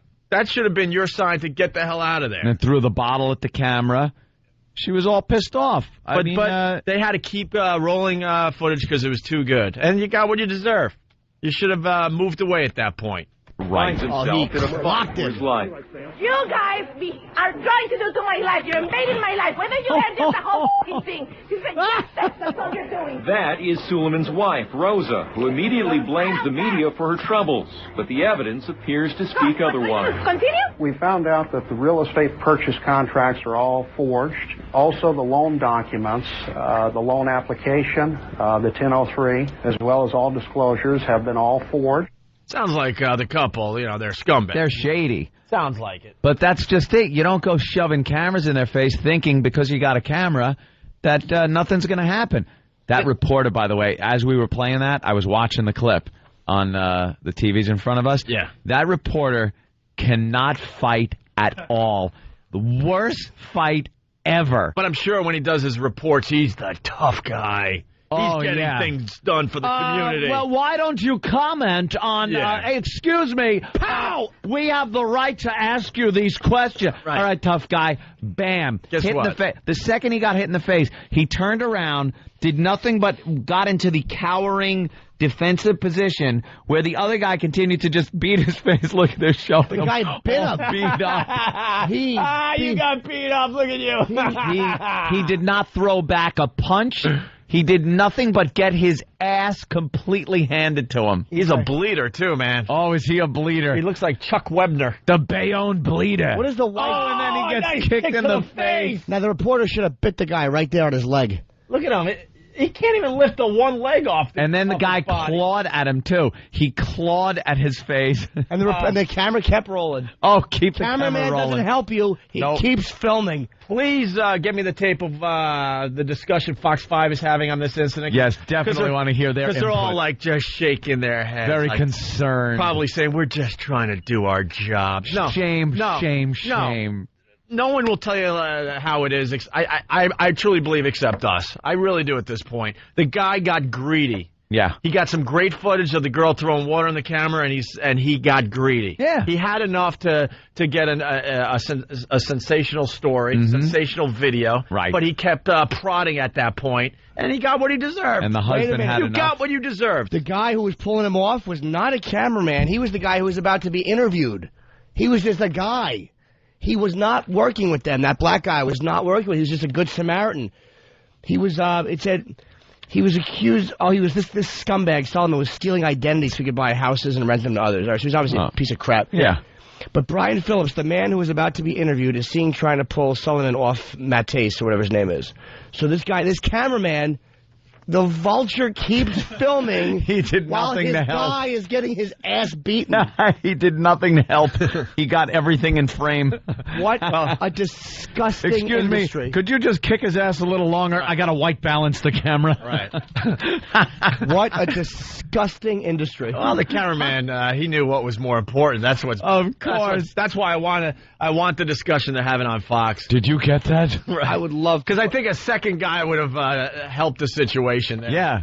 Two guys against one because the reporter was useless. He was just getting his ass kicked. Let me tell you something. I hate to announce this, but we have brought back the assault on the media, and he wins. that is the ultimate assault on the media. Yeah. Cameraman kept filming. Why are they not criticizing this scumbag cameraman? If you see your guy getting his ass handed to him, which that reporter was getting a beating.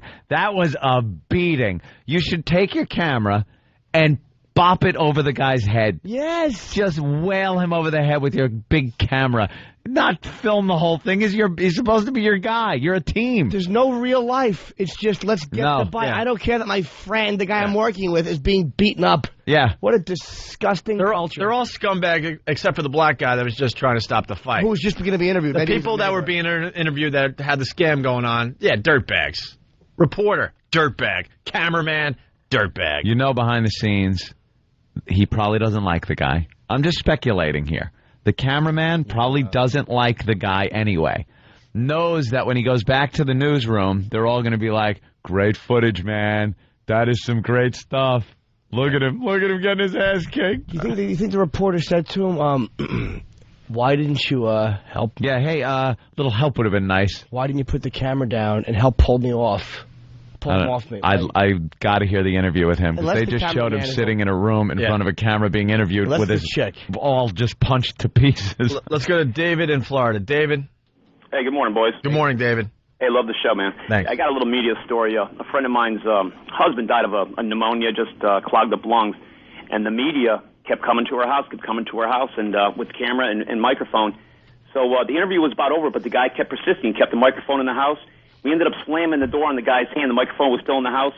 Totally cut his wrist wide open, make a long story short. Broke his wrist, went to court. The judge threw it out of court saying, well, enough was enough. You should have had the microphone out of the people's house. Yeah, good. It was good. Got a taste of his medicine, and it was a big write-up down here in Florida. And, I think the media got to get out of people's face, get off their property, and it's... Or take the chance. I don't mind them taking the chance. Yeah. Fun to watch. Yeah, and getting their fun to watch. All right. Thank you, David. That was one of the best, one of those shame segments I ever saw. I wouldn't mind the reporters if they didn't walk around life the way they have this impunity and this immunity to any real damage. The way they film outside and get mad when regular people yell Opie and Anthony or whatever into the camera. Yeah. They think they can walk through life but they're behind glass. I'm a newsman. You can't touch me. You can't do anything to me. You can't upset my shot. You can't. No. You can get your ass handed to you. Yep. Van? This guy was just so sure this guy would not touch him. Right as he says, call the police. He's standing there with his arms folded across his chest as somebody's approaching him, about to kick his ass. And you know what the look is when someone's walking toward you that they're going to punch you? Yeah. You don't fold your arms in front of you and go, call the police. I'm a reporter. Ow. That was probably a weird way. That's like curling up when the gorilla comes for you. That's what folding the arms was. Yeah. He was trying to defend, maybe. Well, no, like that's the unspoken posture of everything's okay. Yeah, don't punch me, please. All right, here we go. Reporter justifies cameraman not doing anything? Oh, wow. We'll get to that in a second. Oh, great. All right, we got more audio, though. Here's more of the story. In an investigative series aired on Fox 6 in late July, John Mattis uncovered an elaborate scam allegedly carried out by Sam Suleiman, in which he stole identities to buy property and then rent to others.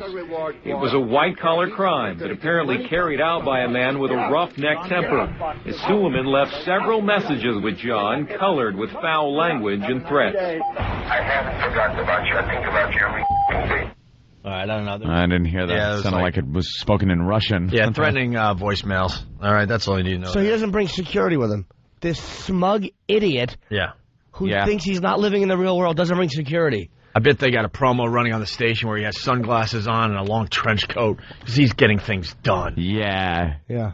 He's an investigative reporter. He was investigating the emergency room, so we had to get in there incognito. He's got a whole squad of reporters at the station that go out and help him with these things. John is just off camera here, playing the messages for Brian Phillips, who's about to share his own story of a violent run-in with Suleiman. Well, that's the black guy. Suddenly, Rosa arrives on scene. You didn't have enough with what you ate? Stop that camera right now. Throw in the water. Oh, yes, I will. Throw in the water. Why are you doing this? You didn't have enough with what you ate? While emptying her water bottle, Rosa accuses John of invading her life. Her shouting continues for about a minute when John asks her about the allegations of violence. Why do you have to batter people? Weed? Why do I have to batter me? Oh. That's not appropriate. I don't give a Stop your behavior. Do you like Tijuana or Ensenada? Which one do you like better, huh? I'm going to put you on the other side of the country. That is really pathetic. I don't care. Stop this. Stop this right now. Have a nice day. No, you. Have a nice day. Have a nice day, my Thank you. Bye-bye. Son of a Oh, the reporter's so swarmy. Thank you. Bye-bye. Bye-bye. Or smarmy. He's probably sitting there. Oh, yeah. No, he's smug. He's very smug. He's Smug, he's just, instead of going, Thank you. Instead of just being the reporter and holding the microphone out, letting her talk, he's editorializing. Yeah. What do you batter people? Yeah. Why am I about to be battered? He's probably sitting there. I'm getting great footage. I can't wait. This is good stuff. To edit this for the evening news. Hope my hair looks good. Right. Photojournalist Dennis Waldrop, who has been recording the entire scene, follows Rosa, and she lashes out again. Stop it! Photojournalist. Break the camera. Now, with at least 2 acts of physical assault recorded, Rosa's husband, Sam Suleiman, arrives. Here comes Sam. It's not going to stop. Call the police.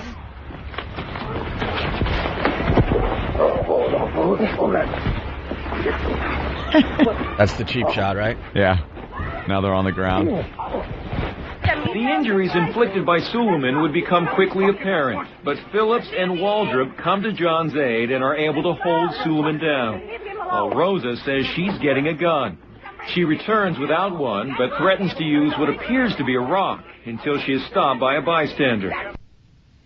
Appears to be a rock. That family, the married couple should just be executed. Oh, yeah. They're just despicable. Yeah. Of course they are. Everyone in this scene, except for the guy that jumped in to help, is a despicable human being. And then the police show up, and they got their guns. Yeah, the guy had his gun out. One of the cops had the guy sprawled on the ground. And the reporter got up just bloody. 6 minutes after Sam Suleiman's initial attack, police arrived. Get in front of you! Officer, he's been over. Back up! Is this him? This is him. Okay. Turn around!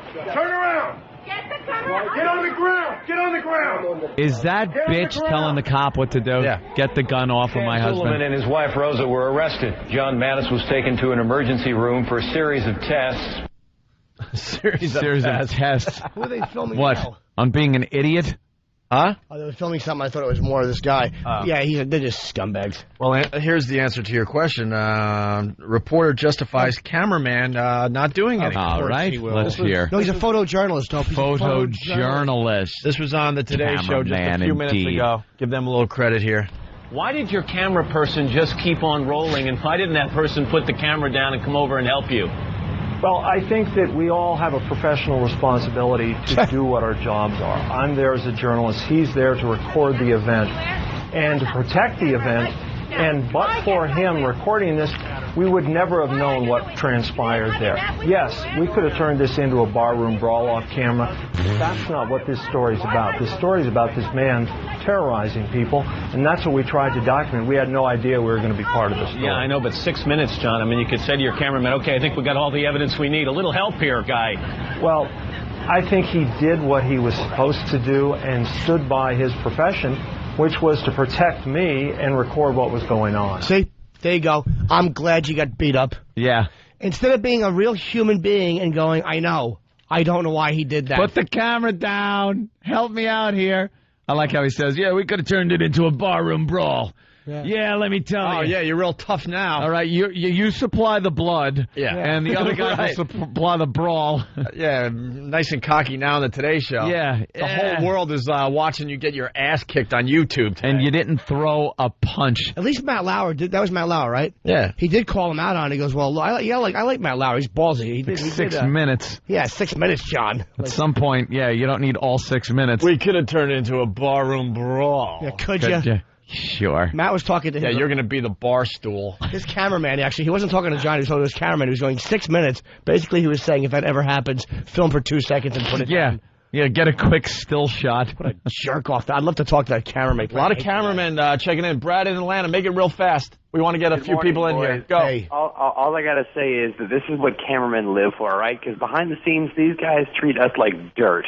Really? When it happens, it's great because that's their whole job. They just stir up crap with people, and we get to just look at it. And it's awesome. Anyway, punching out, boys. You guys take care. Everyone is saying that. Let's go to Mark in Jersey. Mark, make it fast. Hey, Owen, what's going on? Hey.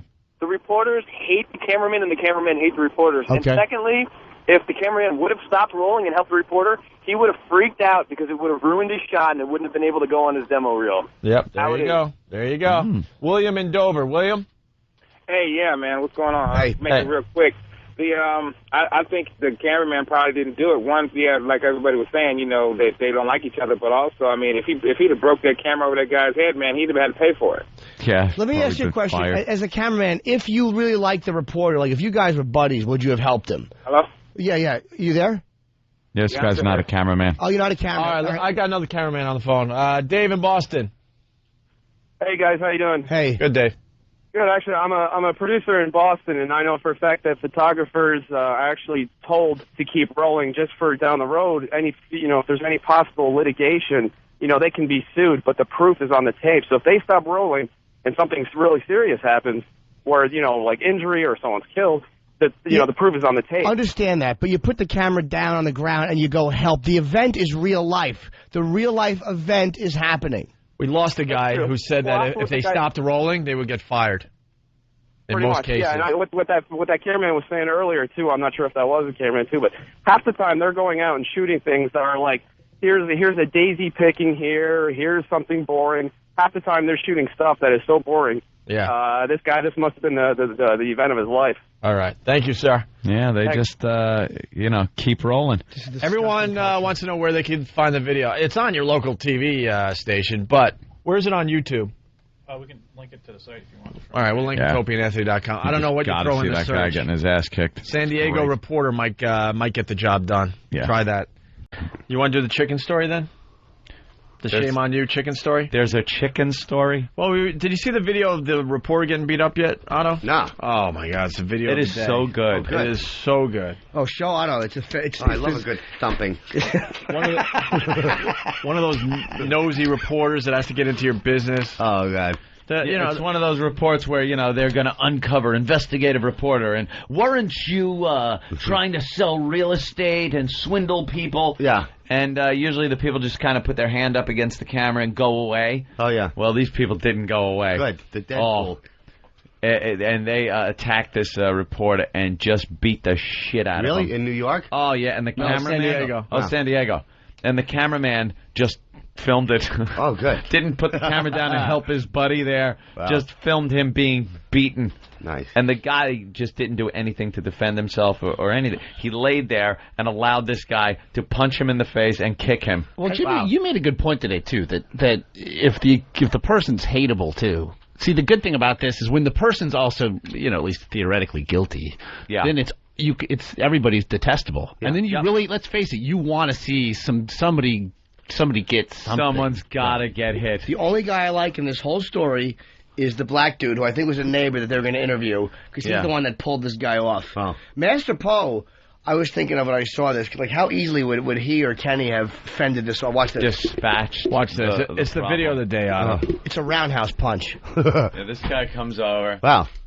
Just what do you think of that, Otto? What do you think of that? He's really mad at him. Wow, he's choking him. Clawing at his face. He chokes him, throws him to the ground. The guy's already bloodied. Wait till they see. Now, that's the guy's wife. There's no audio? Yeah, there is. Oh, boy. You don't hear much. You just hear It looks like Ed Begley Jr., that guy getting pummeled. Wait for the kick to the face coming up. You see his bloody head turn around because he's completely bleeding. Looks like Eric. And then he gets kicked in the face. Wow. All right, well. In these court papers, they were kind of an awful... because they wanted to show it again. Yeah, here. His wife is all uppity, throwing some water into the camera. And that's good enough video right there. They could have done something with that, but the guy got greedy. A black woman would have jumped into the fracas. Oh, yeah. Yeah. Throwing water. That's my man. Throwing water on the reporter. That's my man. Yeah. And the reporter's all smug with her. Hey, you were swindling people. That's pathetic. Why do you have to get violent? Watch, here comes the husband any second now. She's holding her own, though, right there. She's a cunt, too, though. Yeah. Oh, yeah, we think they're dirtbags as well. Identity theft. Oh, what's really? he putting the hand out for? Shake your hand. He's just trying to goad her. He's goading her. Come on. That's greed right there. And here comes the hubby. Greed. Now, here comes the husband. Well, she got to throw some things. My husband has a gun! You may have fired it while you were yelling. Here comes the husband. What did this fucking guy do? This guy's had enough. He's on a mission. Watch, he doesn't even... Hey, I'm just going to punch you in the face. He got 3 good shots in before any... Wow. That guy knew what he was doing as he was driving up to the house. He knew he was going to punch this guy. He just slams him to Look the at the ground cameraman again. keeping him in frame. Look how bloody his face is. That was a kick to the face. Yeah, he gets a kick to the reporter face. Can't even get up. He only has one leg around him. The guy's keeping him down with his leg. One Good for leg. him. The reporter can't get Idiot. up. He is beaten. And then the cops show up. And they draw their guns. She's a cunt. Look at this Look guy. at nice. Poor in little reporter. yuppie face. It's great. Isn't that fantastic? There's nothing better than a good beating. Oh, God. Who's the guy laying down? That's the guy doing the punching? Yeah. Yeah, he's a jerk off, though. He's like a identity thief. Yeah. Nice cheeks. He ripped his jacket, too. Definitely dirtbag. You know how embarrassing it is to get beaten up by a guy who's wearing a suit? Oh, man. Yeah, guy was wearing a cheap suit. Came over and just roundhoused him. Love the guy's technique, though, man. He was on a mission. It was such a sloppy punch. Are we done quoting the movie Arthur? I had a good one. Which one? Oh, no, you forget the moose for a moment, Arthur. Do you know what I can't stop thinking from Arthur? Susan loves you. I love you. Yeah. The father-in-law is great. He's psychotic. I picked up a knife and I killed him in the kitchen. I killed my first man when I was 13. Yeah. I gotta go watch that movie again. I don't like you drinking, Arthur. Right. You must have hated that moose. Yeah. You forget the moose. For a moment, Arthur. Taking the knife out of the cheese. You think he wants some cheese? That movie's an instant classic. Yep. Great. And then they had to clean him up for the second one. Oh, they wreck it with the second one. What a stupid idea. Just as bad as Caddyshack and Caddyshack 2. Caddyshack 2 is a great sequel. Oh, shut up. Are you kidding? He is lying. Marshall Dan Warfield Aykroyd was poorly. pretty wild in that, right? Yeah, he was crazy. Yeah? What, did it suck? Oh, it was Aykroyd so bad. hung upside down and had his throat open like a sheep. Really? Yeah. E-Rock's got the clips from Caddyshack 2. Oh, wow. The Dan Aykroyd stuff. Does he? Can he find it real fast? Yeah. He has him on his Or did he fucking video lose iPod. them? He watches him and laughs. Dan Aykroyd doing a horrendous Bill Murray. Yeah. Well, it's like everybody who didn't get cast in the first one. Yeah, so they kind of tried Everybody to cast passed. They're like, close. let's go get that guy. Oh, yeah. So it's like, well, we couldn't get Bill Murray. We'll get Dan Aykroyd. That's good enough. He'll be just we as couldn't good. get Rodney, so we'll get who'd they get? Jackie Mason. Jackie Mason. Wait, just horrible. And Chevy Chase's scene stunk. Yeah. And two. Never found him funny. Nah, not particularly. He had a couple of moments. a couple of moments in a couple of movies. Rick Messina and Tim Allen's got some movie out, and Rip Torn and Chevy Chase are in it. And Rip Torn punched Chevy Chase right in the face on the set. Why? Just for being himself and being a jerk to him. He was making fun of his age or something, but this is right from the horse's mouth that he just dropped him. Wow. He's like 75 years old. Wouldn't you have loved to see that? Yeah. Chevy Chase get punched in the face by an old man. I would love to see him punched in the face by anybody. Mm-hmm. I'm Chevy Chase, and you're... What moment did Chevy just go into the tank? What was it? I don't know. Was it Fletch 2? The vacation movies were good and stuff, but I don't know. His TV show. Just not a really funny That's person. it. Oh, That was it. That put him like... Yeah. That was what did him in, was his TV show when he was doing like rubber band races with the rubber bands on his face. It was just dreadful. Yeah. And I think if he showed like what a fucking just an ass this guy is. Yeah. But he had come off as an ass before that, like in public appearances, on interviews, things like that. He just, you thought he was like some cool, hip guy who was really funny on SNL. And then you're like, wow, this guy's a real ass. But see, like for 4 minutes, like appearing as a guest, you can be funny. When it's all your show, you're going to be revealed. Now there's trouble. That's true. Right. We almost met him at Donnie Deutsch when he was wearing his pink sweater. Really? Oh, but he didn't want to meet anyone. No? Oh, God. No, he didn't want to meet anyone, even though we're in the same room getting makeup done. They said he didn't want to meet anyone? Oh, yeah, he was Really? the biggest prick. I would have walked right up to him. In his pink sweater. Yeah, what an ass. And then he just went on the show, and it was just him babbling. Wait, in the same room? Yeah. In the same room. Oh, yeah. Like, don't look at Chevy, don't look at Mr. Chase in the eye. Yeah. Really? Yeah. Yeah, that type of thing. Nothing. It's like, all right, whatever. He thinks he's who the fuck he is. You want to do the shame on you? Shame on you. Well, because, that reporter that got beat up, he was doing kind of one of these shame on you things. Yep. Being a busybody. Nosy. Just a nosy. A nosy Nancy. Nutch. Just a nutch. Keep your nose out of other people's business. Look, the people in that fighting video, yes, dirtbags, but the reporter just being just a douche. The big picture was the reporter needed it. I'm going to look inside my new Mac case. Ooh, I could put something in there. Oh, nice. Ooh, some pedophilia films, perhaps. Enough about the MacBook. My head is squashed like an eggplant. Not going to use Seafeld's head. Well, we got a great one from New York here. Shame on You is the show. Arnold Diaz. That they do in New York. Shame on you. Well, he went after chicken. Ew. Chicken that's labeled grade A, and it's not grade A. It's grade B? It's grade like Shame B. on them. Right. You make a good point. It's close enough. Who cares? When you go to the supermarket, you're picking out the best looking one anyway. You don't want the little feathers in there, right. And you don't want it to kill you from salmonella. Right. Anything else? You want to cook it. Just chicken. Cook it. Right. You want to cook it. That's it. Well, he thought it was important enough to do a whole segment. You know what? Shame Some on you. people are selling chicken marked grade A when it actually is grade B. We took our hidden cameras. Did ya? Hope a chicken punches him in the face. It's bird flu. Here's what I want to see. I want to see him walk into a synagogue and go, shame, shame, shame on you for killing our Lord.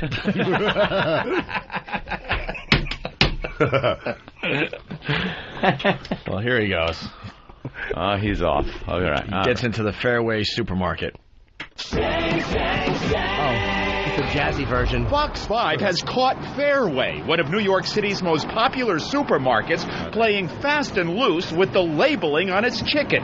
Take a look at these leg quarters. The label says grade A, and Fairway's employees told me what it says is what you get. Are these grade A? It is grade A. It is grade A? Grade A is a quality designation that's only supposed to be used by government inspectors. The USDA has very specific specifications on what the grading is and what an A, B, and C equals, and they're very particular about that. On these Purdue chicken leg quarters we bought at another supermarket, you can see the real USDA grade A label. But you won't find that government seal on the quarters Fairway labels grade A. Oh, my God. Boy, there really was nothing to investigate that week, was there? Wow. It's being a picky Pete. Exactly. Colored band-aids may be killing you. How about, it'd be funny to see them do like a really serious story with shame, whatever the guy's name is, has been accused of raping and murdering a child.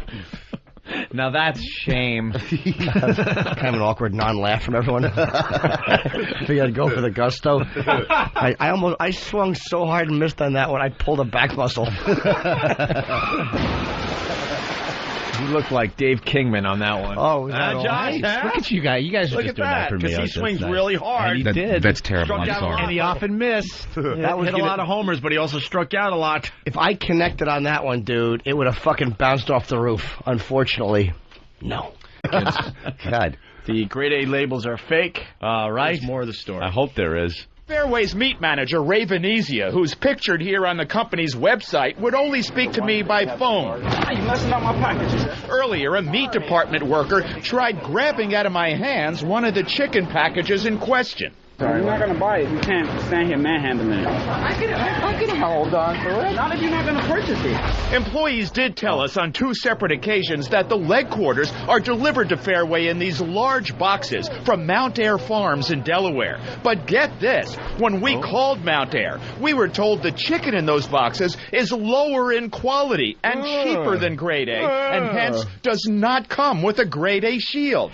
So why is Fairway repackaging that chicken and slapping a grade A on the label?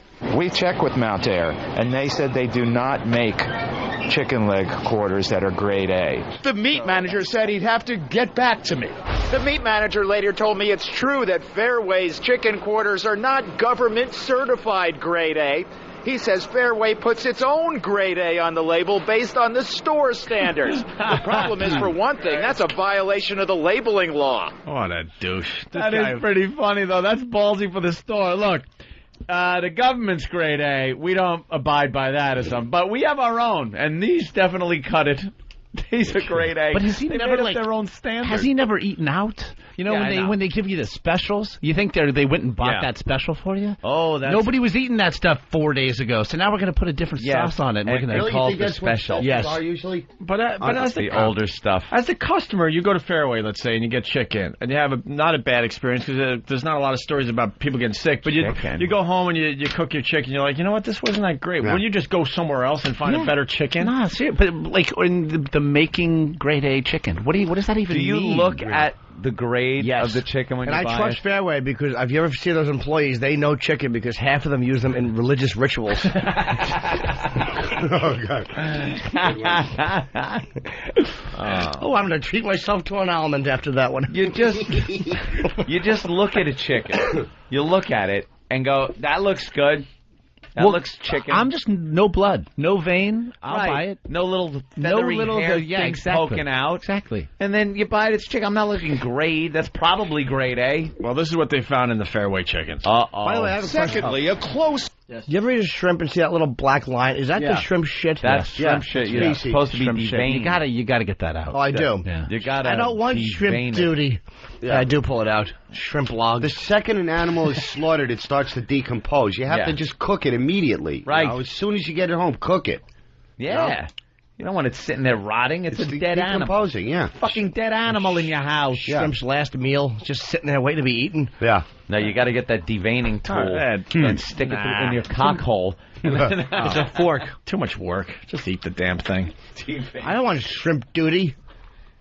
Secondly, a close look at the chicken raises serious questions about Fairway's standards for grade A.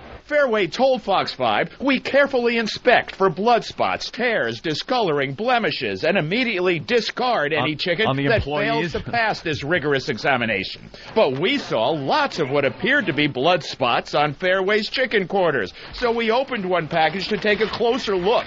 Not only is there obvious discoloration, red spots, yellow blotches, and hard black nodules, but there's also a tear in the chicken and what appear to be remnants of feathers, not a tear in the chicken. And a nodule. Okay, I don't want a chicken with a nodule. No, remnants of feathers. That's chicken cancer. Yes. Could I have a nodule McNugget? Remove ass juice from shrimp before handing to Norton. Yes. Yeah, he's already penciled that down. Debowel the shrimp. But don't you just take that chicken back and say, or just never go? You know what? Feed it to the rats. I would assume that people that are shopping there probably are from a lower income bracket. Fairway's good, isn't it? I've never heard of the fucking on place. Broadway, it's a good one. It's actually Shut up. Fairway's a good one. I shop in suburbia Right, the at Fairway near Waldbaum. I go to there's a Fairway up in Waldbaum. 125th, and then the Fairway down there on the Upper West Side. Smack down. Hopefully it's one on 125th. You know what I go to? It's something called the supermarket. Yeah. It's a market that is super. Fairway's a great supermarket. You go to the. That's where you go to the meat place. It's like a showcase of meat. No, Fairway's good. That's why this is really surprising. is, Dan. Food Emporium I actually prefer above all of them. Fairway fantastic. Is well Food known. Emporium, because I like their song. You know what I don't like about New York City? Beautiful Mount Airy Lodge. Ooh, that was a lovely one. Is that in the Poconos? Yeah. I don't like the little shopping carts because they're so small. The supermarkets here in New York City are not supermarkets. I like wide lanes in the supermarket. Huge, giant, big meat section with a butcher there. What can I do for you? Like a goose step. Exactly. Up and down the aisles as you get your in Cheerios. Suburbia, it's wonderful. And your schnitzel and your sauerkraut. And just a line of cashiers. No waiting. Some retard bagging for you. I would love to live in It's paradise out there, people. Paradise. I wouldn't mind it, but I come in and do spots and I can't. Hey, Doug has a very good observation from Minnesota. Doug. Hey, Jimmy doesn't like shrimp duty, but hooker duty's okay? Attaboy, Doug. Way to set the record straight. He has his hookers deveined also. Runs one of those knives up their back. You hear Doug do a frunkus? Yeah. Oh, he did a frunkus. All right, let's get back to the blood spots and the feathers of this poor chicken that it sounds like it's been raped or something. Blotches and hard black nodules, but there's also a tear in the chicken and what appear to be remnants of feathers not completely removed from the skin.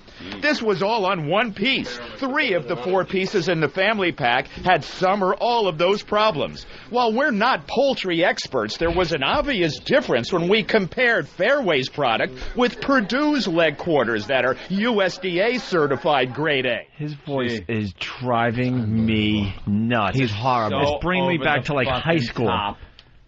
Over the top. You want to pick up a feathery chicken leg with a nodule and just slap his fucking mouth with it. With a nodule. You know, it's something you think about, too, because I was a writer before I went to TV about a year ago, and you think, like, do you got to figure out a voice? Do you got to go do that to your voice? Yeah. And he's always talked like that. There were obvious nodules, blood spots, and a yellow... No one Does he talk like that? We're not poultry experts. Well, perhaps you should have brought one with you. Wouldn't it have been good to get a poultry expert? Then maybe I would listen. Yeah, and say, like, hey, look, there's some stuff on here, and then the poultry guy could have, maybe, you never know, gone, hey, yeah, it doesn't look as good, but as far as eating this, it's fine.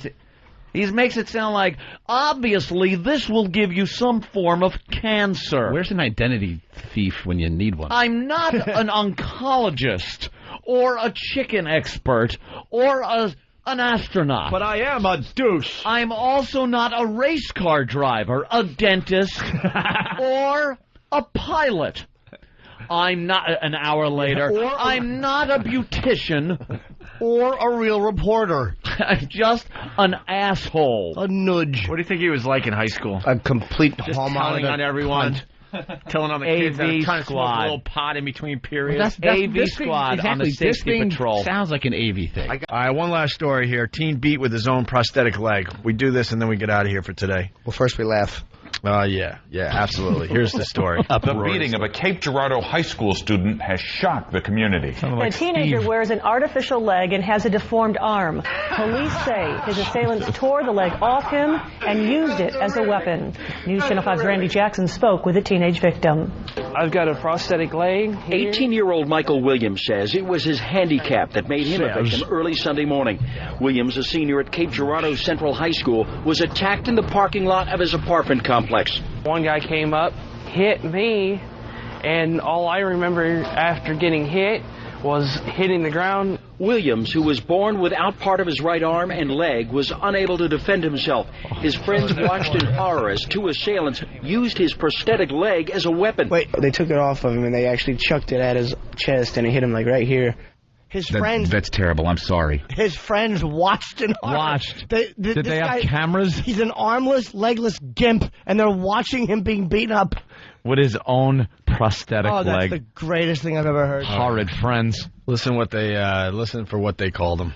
Neighbors in the Sundance apartments where the beating took place were angry. Someone could be so cruel. I mean, that's wrong for them to do something like that, you know what I'm saying? I don't see why they would do something like that. Just say what the world comes to. I do now. Two subjects drove by, started yelling something at him, got out of their vehicle, continued to yell at him, and started making fun of his disabilities, his one arm, calling him nubs. Police investigators say it was the tone of the threats that prompted prosecutors to file felony hate crime charges in this case. Police have arrested and charged 17-year-old Alexander S. Harris with assault in the third-degree hate crime. How is it Another a hate crime, 16-year-old is facing juvenile charges. Justice Williams says for an act of cruelty and hate others he hopes can learn from. It's a hate I don't really try to let them get to me. I just let them brush off because I've had to deal with it ever since I was born because this is a birth defect. I'm also hoping when I get to college, a lot of this stuff will stop. Is it because he's white? I don't know Were the attackers black, or is it a hate crime because he's handicapped? Yeah, because maybe he hates one-armed freaks. Maybe they're charging the cripple guy actually with hating pairs of shoes. Hating God. Hilarious. Nubs. Nubs. Crockett and Nubs. Nubs. Although they said the tone of the threats, how do you say nubs menacingly? Yeah. Nubs. I guess you just sing songs, say it, nubs, and then you beat somebody with their own prosthetic. Great. All in context. He laughs. I'm an ass. He had two arms and one leg. Whatever. His one arm is kind of short and awful. He had half an arm and hence no one laughing. I didn't hear you. What did you say? I was so self-centeredly obsessed over my next line. It was horrific. Was it bad? It was so bad. What did you say? Come on. It's no worse than the bomb I had before. That should have had Enola Gay on it. I said it's a hate crime because he hated one-armed freaks. Instead of one-leg freaks. Yeah. I might have got at least a chuckle. All right. We were trying to get to this yesterday. Why don't we do it today? Man holds girl hostage in dungeon for 8 years. A little twist on this story. Yeah? Yeah. Why? She might be pregnant by this guy. Oh, my God. Is that the update? That's the update. Threw himself under a train. Wait, who? The guy, the kidnapper? Yeah. Do I have a copy of this, my sweet angel? She was 8 years old, or something like that, or 10 years old. Right. When he grabbed her up, somewhere in Germany. Ja, das gut. And then kept her in some dungeon he built underneath his house. Oh. How did they survive? What did I? He fed her. There was like an apartment down there, no windows or anything, but it was like an apartment, and she would clean and cook, and he would go down and have sex with her. Did he homeschool her? And she had books, things, so she was learning, and kept her down there for 8 years. And how was he related? Did he know her at all beforehand or no? I don't think so. I think just kind of maybe a neighborhood acquaintance type thing, but she was so well hidden in his house underneath, the floor. And she escaped. She finally, he started. 8 years, he started loosening up the security a little bit, thinking that she was there. Yeah, and she actually feels bad that he killed himself. When did he kill himself? As soon as she escaped? Right, it's right when Stockholm Syndrome. Yeah, that's what they call it. What is Stockholm Syndrome? When you fall for your captor, you empathize. You empathize with your captor. She's going through it right now. What? Me? Being married to you? I'm gonna escape. Yeah, she's gonna escape in 2 years. Do you know that's one of the tortures in the torture chamber? is very Rich Fox. Worse than the Pear. Let's get to the audio. This is a pretty interesting story. He's the luckiest father in the world, he says. After 8 agonizing years, the child he thought he'd lost is found alive. Wow. The luckiest. I know. Luckiest that would have happened. Her first words were, "Puppy, I love you." She came to me and we hugged. It was a feeling. Why can't we get a better translator? I was going to say something about the Jews, I think. He's blaming the Jews for all this. Why does the translator always have to be monotone, though? Doesn't matter what the Germans are saying, man. They built a dungeon. Yeah, built a dungeon. We saw smoke, but we did not know.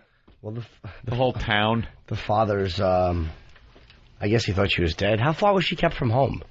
Did it say that? I don't know. Counting going underground or? No, I mean... We'll live and learn here. First words were, "Puppy, I love you." She came to me and we hugged. It was a feeling I can't even describe. When Natasha Kampusch was abducted in 1998, she was just 10. For all of her teenage years, Natasha was held in this cramped dungeon with a bed, a sink and a toilet. She was given some children's books, but little else. Well, this is the house in Strasshof where Natasha was held for more than 8 years. You can see there are police outside now guarding the entrance. Most of the time she was held securely under lock and key. But over the years, the man she came to call her master became increasingly careless. And eventually she saw an opportunity to escape. This is the man police say imprisoned her, 44-year-old Wolfgang Pricklepil. Neighbours say he was quiet and polite. After Natasha's escape, he threw himself under a train. Naughty Natasha. Yeah. Well, there's a new name up for grabs. Who's going to get it? Wolfgang Prick Pupil. Pricklepil. Pricklepil. He killed himself hours after she escaped. Yeah. Oh, well, they asked the father how he thought his daughter was before they found her. No, she's dead. Ah, is that true? She was very badly raped, you see. Well, you know what it is, it's the times. Yeah, it might be. A victim of the modern age. Poor girl. Well, she was kept 10 blocks from her home. She lured her. Good evening. Good evening. Well, 10 blocks, that was it, huh? And the man ended up tricking the girl into staying, like Aunt was saying. What did he say? She was part of a slavery ring? Huh? How did he trick her? Because there was a woman named Colleen Stan. This girl at least was 10 when she was kidnapped. Colleen Stan from California was kidnapped like this when she was like 19 or 20 or whatever. She was an adult. Stupid. And, well, she was kidnapped by a guy and his wife. She was kept in a coffin under the bed. Wow. For, I think, 7 years they had her. Oh. And yeah, you want to talk about claustrophobia? You want to talk about claustrophobia? They had a big bed, and under it, they built in a thing that you could close. It was closed in. It had air vents, but she was cuffed for a long time with like a box on her head, like. Yeah, I think I read about this story. Maybe there's a similar one. It's called a perfect victim or something. And for 7 years they had her, and they had kids and stuff. And they would go away for the weekend, and one time she almost suffocated because they went away and they forgot it got to be like over 110 degrees in the little coffin. I don't understand how do you people forget survive. that you Here's how they did it. They convinced her through, like, again, that's an emotional thing. Eventually they convinced her that she was part of a slavery ring, and they showed her a contract, and he said that he had bought her. And what would happen if she escaped is her family would be killed. And there was a couple of times she was actually allowed to go back and see her family. And she did, and she returned to them. She was so fucked up over it. Look her up, Colleen Stan, S-T-A-N, I believe is her last name. How do you not go back with a weapon and just kill them? I know. She eventually did escape. She was so psychologically fucking destroyed. Like, she really thought she was part of a slavery ring. I guess this guy was good, and after a while she believed it and thought that her family would be killed, and she never knew. He's like, cops are in on this. She just didn't know. Didn't she write letters home a lot and stuff, too? Is that the one? Well, yeah, but that was only once he had allowed her that after years. Hey, nice guy. And then he would go, and she actually went home a couple times and came back. And eventually she did escape. She was working. She gave her a job. She went out and got a job at, like, a motel doing some kind of a weird, fucking maid's job, and she told somebody at the hotel. and they called the police and stuff. And his name was Cameron something, and I forget the wife's name. But the jury said the thing that convinced them was the way Colleen was just completely dead emotionally. Well, testifying. When she went home, her father said, "You're so damaged you can't come here without the box." Get it? I don't get it. You don't get it? He kind of gets it. I kind of get it because it's kind of a sick thing that the father would make her come back with the box. Well, you can't return damaged goods without a box. Oh. All right. Okay. Wait, for That 7 is years, funny. did they let her out to eat or something? Or No, not for 7 years. She didn't eat. No, I mean, what I'm saying is they didn't make her sit there 24 Did you feel Shecky Green was bigger than Alan King? I mean, all kidding aside, let's get to the root of the matter here. Yeah, well, I think for a long time they kept her in a box, in a coffin, with a box on her head and her mouth taped. I mean, you want to talk about claustrophobia. She wasn't kept in a room like this. They didn't have that, They kept her. And then one time they finally decided to let her out and chain her to the bathroom, and one of the little kids saw her right back in the box for years. Oh my God. And how long did they go to jail for the rest of their lives, I hope? No, I think time served. They did 3 months. Yeah. They had to clean up some garbage on the side of the highway. Could have been longer than that, Jim. Perhaps longer than that, Jim. Mort Saul.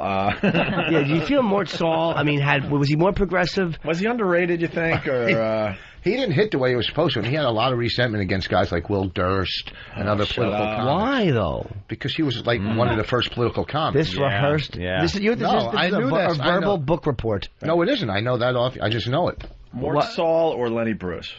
Lenny Bruce was more edgy and more controversial at the time. Yeah. Mort Saul was doing political, which nobody really was doing it, but it wasn't. Wouldn't that make him controversial then? No, because The police weren't. The police weren't arresting him and locking him up. But the subtlety of a Henry Gibson. I don't know who that is. He's on from Laughing, Rona Martin Laughing with the flower. See, I'm not- Remember, it's because he was in high school when that was on. This is what the show is going to be. It's going to be like Rich was you so just excited telling that he me. knew something that no one else knew except for Anthony. But it was sounded like book report knowledge. No, it isn't. It's just What Will Durst, he had resentment against such modern people. It's like when you end the goods and services when you deliver them. They have to be like when you do a book report. The worst thing about Mort Saul is he was put under a bed for 5 years. What am I supposed to say? That's the story about Mort Saul. All right, let's go to Chris in Pennsylvania. Chris. Welcome aboard, Chris. Hey, man, how you doing, guys? Better now, thanks. Thanks. Hey, Jimmy, there's two things about this lady you're talking about. First, she was not allowed to wear underwear and never could close her legs. If she did, she got beaten for it. Secondly, the wife had just as much sex with this woman as the husband did. The wife is actually who picked the woman out. Oh, okay. Yeah, they were shopping. They were driving and she was hitchhiking. And I know the wife. I'm imagining, though, dude, that the wife was so psychologically destroyed by this guy. It's almost like Carla Bernardo was definitely guilty, too, because she got involved. How perverted was that? I read the book. Perverted, I jerked off reading the book. Sexy, whatever you want to call I it. jerked off reading the book. Oh, my God, you are sick. I know, One time, I went to who's the guy who ate people? Jeffrey Dahmer. Jeffrey Dahmer. There was a movie about Jeffrey Dahmer, and I was on a date, and the guy, in the middle of the movie, and it's a pretty disturbing movie, goes, "Feel how hard I am." And then you married him. How were your grades? No, sometimes the thing I didn't like about obviously the barbarism of the Bernardo guy was a piece of garbage, but and the girls he raped were all 15, which was sickening. But then he killed them. The sister. Well, that's the hot part. And killed the sister. They didn't mean to kill her. Sick. Carla Homolka, her younger sister Tammy. Carla was dating Paul, and Tammy was like 15. And Paul, as a birthday gift, Carla helped drug her sister so Paul could rape her. Yeah. And then Carla went down on her. I know. And they videotaped all this stuff. And they kidnapped two girls, Kristen and Leslie, and they did the same thing. And Paul would fuck her, and she kept having to say, "I love you, Paul. I love you, Paul." It was really perverted. He would piss on her in the hot tub. And all of this was filmed. And then Carla cuts a deal because he was brutalizing her. Carla cuts a deal, and this is all in Canada, so there was a media blackout in Canada. And turns on him. She gets 12 years. He's obviously life without parole. And then they find the videotapes after the deal's been cut, which shows Carla willingly participating in the pussies. And although, again, she was a battered, beat-up fucking, there's a photo of her. Still, You can always run the fuck away. Just stop it. I agree. No, but I'm saying, like, there was... like stupid head of Nussbaum with a big beat-up face. There was Leave, one you photo dumb of bitch. her that was just... Like, she had raccoon eyes because he had a flashlight. I mean, he was just... and then we read on one day on the show there was a contract that some guy had with his wife. Oh, yeah. Paul made Carla sign a contract like that, and I read it, and it was like, when Paul asks for something, I will bring it quickly and happily. It was like that funny language, like you think it was like a goof. Happily.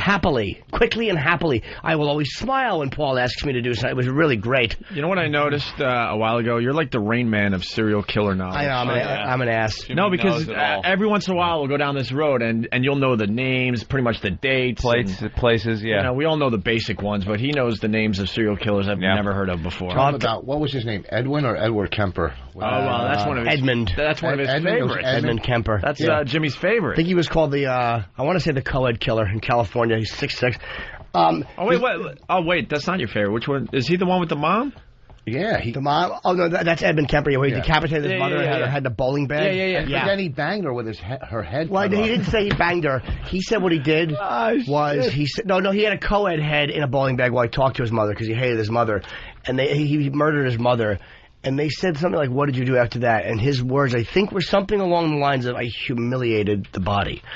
I don't know what he did, but then he decided to call one of her friends.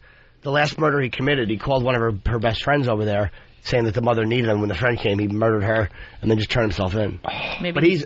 tarred and feathered the body. Give her tarring and feathering. You know, to make it funny. I'll give you one more. And this guy I read a book on, and no one's ever heard of him. No one's ever heard of this guy. Yep. I've been meaning to say this on the show for a long time, that you just know all this stuff. And by the way, Carla and back Paul of your hand. did not mean to kill Tammy. She was drugged, and she overdosed. She choked on her own puke, but they did not mean to kill her. Okay, then they're great, which great is kind people of then. But it is sort of an incredible love story. I mean, it's hard to find another person that you're going to get along with, like the same music. They really share the same interests. Yeah, we're going to rape and kill together. I mean, to find someone else that shares that. That is sweet. Here's one that was It's brutal. romantic. This guy was a gay... This is just like The Notebook. He was a gay dude. Gay dude in California. They say they suspect he killed 60-something people. No? No, not that one. Okay. Not Richard. And he would drug Marines and shit. He killed men. And he would drug you, and he would pick up hitchhikers. But I mean like manly men. He didn't just prey on like weak people. He was a sexual sadist. He would fucking feed you beer while you hitchhiked, and it was drugged. And when you passed out, apparently you woke up, and he would torture these guys. They found guys like with the cigarette lighter all burned on their nipples, on their cocks. He put fucking swizzle sticks in their dick holes. And they found them with tree branches up their ass. He was like a real sadist. Randy Kraft was his name with a K. K-R-A-F-T. K-R-A-F-T. They estimated 60-something people, yeah. Did you ever read any John Douglas books? Yeah, of course. And Robert Ressler is the guy that actually coined the term serial killer. Yeah, but they fight over who came up with profiling, Ressler and Douglas. Oh, they're both good. All right, let's say hi to Brad in New Jersey. Brad? Hey, guys, what's going on? Welcome aboard, Brad. Great show on the PNC, by the way, last week, guys. Fantastic. Thanks, man. Had a lot of fun. A lot of the New Yorkers are going down to the Philly show, by the way. Lawn seats $10 for September 9th show. No problem. I wanted to add to Jimmy, because I'm originally from Toronto, and he made mention about the Homolka the Scarborough rapist. Scarborough rapist, that's right. He and his wife, actually, she helped him with all the killings, but not only that, he actually, the first person that they killed after his sister-in-law, so to speak, they cut her up and put her in cement. Yeah, there was Leslie Mahaffey and Kristen French. Yeah, Let me Leslie ask Mahaffey. He knows, this is crazy. There was one thing, well, they were brutal. There's one rumor, and I don't know if this is true, that to keep them from running, they cut the Achilles so they couldn't get away. I don't know. As a matter of fact, they did it on some of them, yeah. They did? Well, they only kidnapped 2. I mean, he was a rapist, and then How many did they kill altogether? 3, including the sister. Yeah, and then the cement came apart or something. It didn't quite... Somebody the found Bernardo's, yeah. Yeah. Even to the point where the Toronto Transit Commission, like the buses and stuff, they started it where they would let girls off anywhere they wanted instead of the designated bus stops because it was getting to be pretty bad. Okay, so you couldn't predict when they were going to get off. Exactly. Carla just got out, actually. She's now out. Good for her. She cut the deal before they found the tape. I don't know. But She's married to Richard Ramirez. And his bad teeth. They couldn't bring her up on any other charges, like civil or something like that. After. Oh, I don't know. I mean, I guess not. They certainly would. Let's say hi to Bill in Vegas. Bill.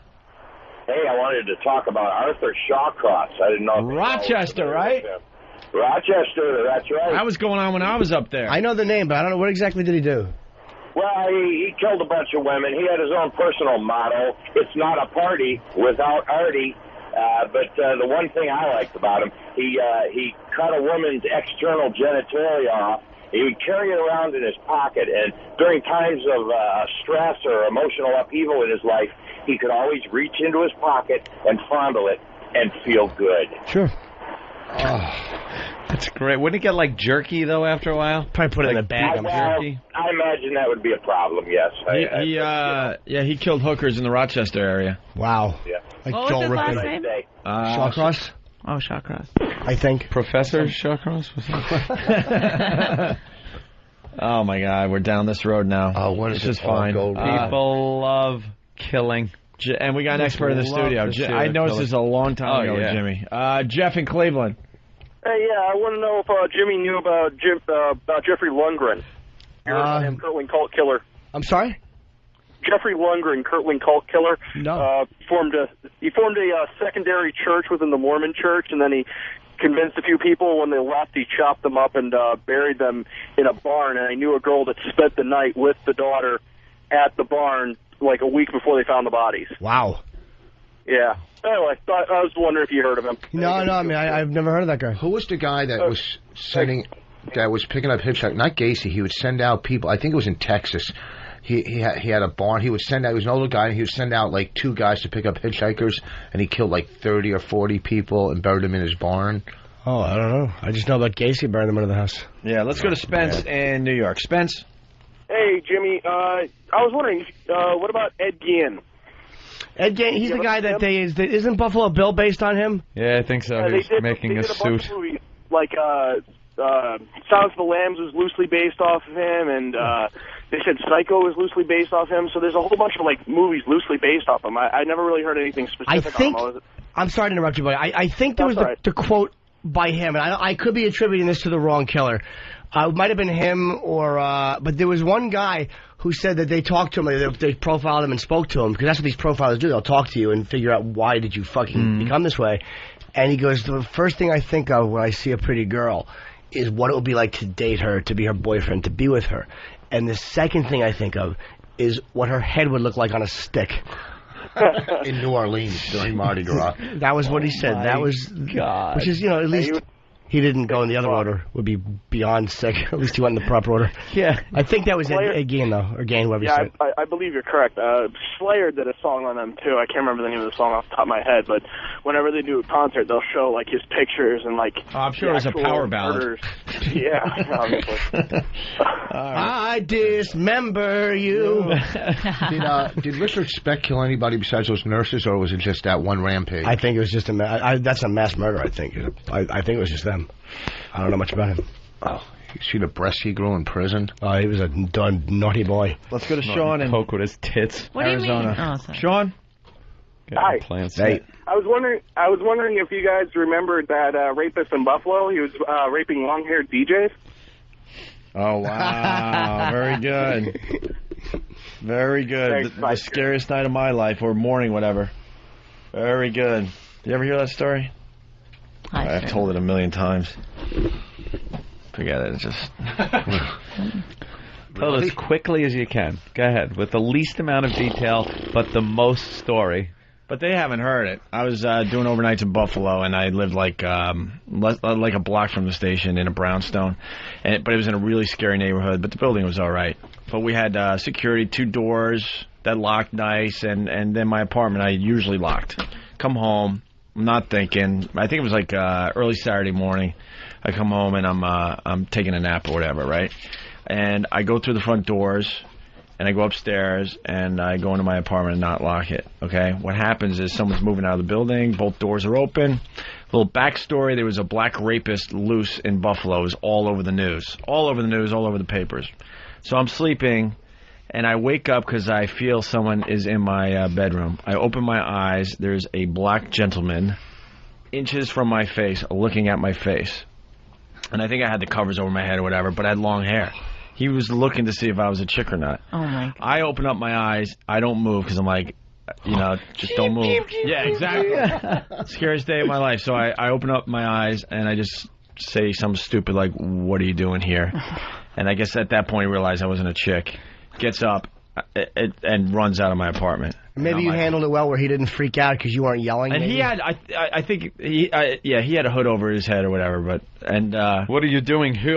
Yeah, and then I'm like, holy shit, and I obviously woke up immediately, and now I'm chasing him out of the building because I'm like, what is this, Come back. And then I used to put my wallet and my keys right next to the door. And as I was running out, I'm like, he stole my wallet and my car keys, and that's all I was thinking. Got out of the building to see these dopes carrying a couch out or something, and then I get out of the building and I see him running down the street as fast as he can. And, it could have been the rapist that was loose in Buffalo. Who knows? Were the people moving? Did you ask them if they saw the guy? Did you use the shortest possible description you could? Why? That's a quick story. What are you going to... No. What are you going to say to the guys carrying the couch? Did you see a gentleman about 6 foot tall? Or did you just say, hey, did you see... But these fuckers were moving, and that, and left the door open. And I, stupid enough, left my door open that day. Turned out they didn't get he or whatever didn't get my keys and wallet. I had it in my jean pocket or whatever. But it was scary to wake up. Or your ass virginity. Great story. If it started off, there was a bisexual rapist in Buffalo. Oof. Dude, it was scary though. You never know, man. And extremely frightening. And I usually lock the door, but I wasn't thinking. I'm thinking, the 2 doors downstairs are always locked. But of course, that day someone had to be moving. They broke into our bedroom when I was a little kid. There was a fire escape right up. And I wasn't home. I was across the street getting high, smoking pot. And my mother's laying in the bed reading. And this black dude just climbs in the fire escape, goes through my window, and walks into my mother's bedroom. She just flies past him and runs out the house, right?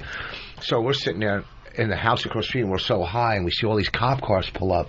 And we're like, oh, fuck, we're getting raided, right? So we ran, and we start ditching all our pot and stuff. And then I find out that they broke in my house. Then they broke in again and tied my grandmother up to the chair. They tied my grandmother up. These black dudes tied her up and kicked my dog Frisky.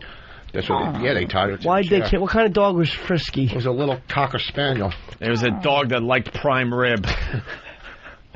Why'd they kick Frisky? Frisky. Here's a great line. Jason in South Carolina. Jason. Hey, Steve. What's up, man? Okay. I was going to say, why didn't you ask the black guy? What's my problem? You're in my fucking house. What's my problem? You're in my fucking house. What are you doing in my house? Why not? You guys rock, man. I've never been more scared in my life. Unless someone came to a help, Opie. Yeah. No, nothing's wrong. Just stay in the living room. I'll handle it. Yeah. Ziggy in D.C., what's up? Hey, man, just a quick little story for you. I had a guy I knew in high school. His mom was telling us a story one time how she had a flat tire on the side of the road. This was down in Pensacola, Florida, and a nice gentleman came up, gave her a hand with it, went his way. A couple days later, she looked on the news and saw who the guy was. It was Ted Bundy. Wow. You know who that was? Wow. Ted Bundy. She didn't fit his profile, I guess. On the instant feedback, Mr. Torrance from The Overlook.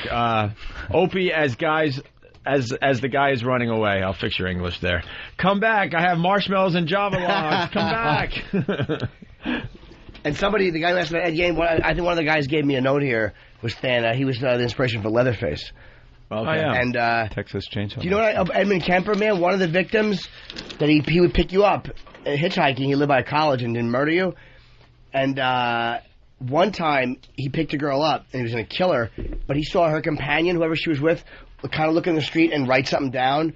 So he assumed that they were writing down his car type, just pick it, and he actually let her live it. He dropped her off. Oh. And he told a story, because he's like a brilliant guy. He's like a 6'6", 350. He's a massive man. And he told one story about how he murdered 2 college girls. He had both slit their throats, and they were in his car. And he had to talk his way out of the security with them in his car, dead, like they were sleeping or something. I don't know. But he was sleeping. Yeah, he's a bright guy. Is he still alive? Oh yeah. Where is he? What prison? Leavenworth? I don't know.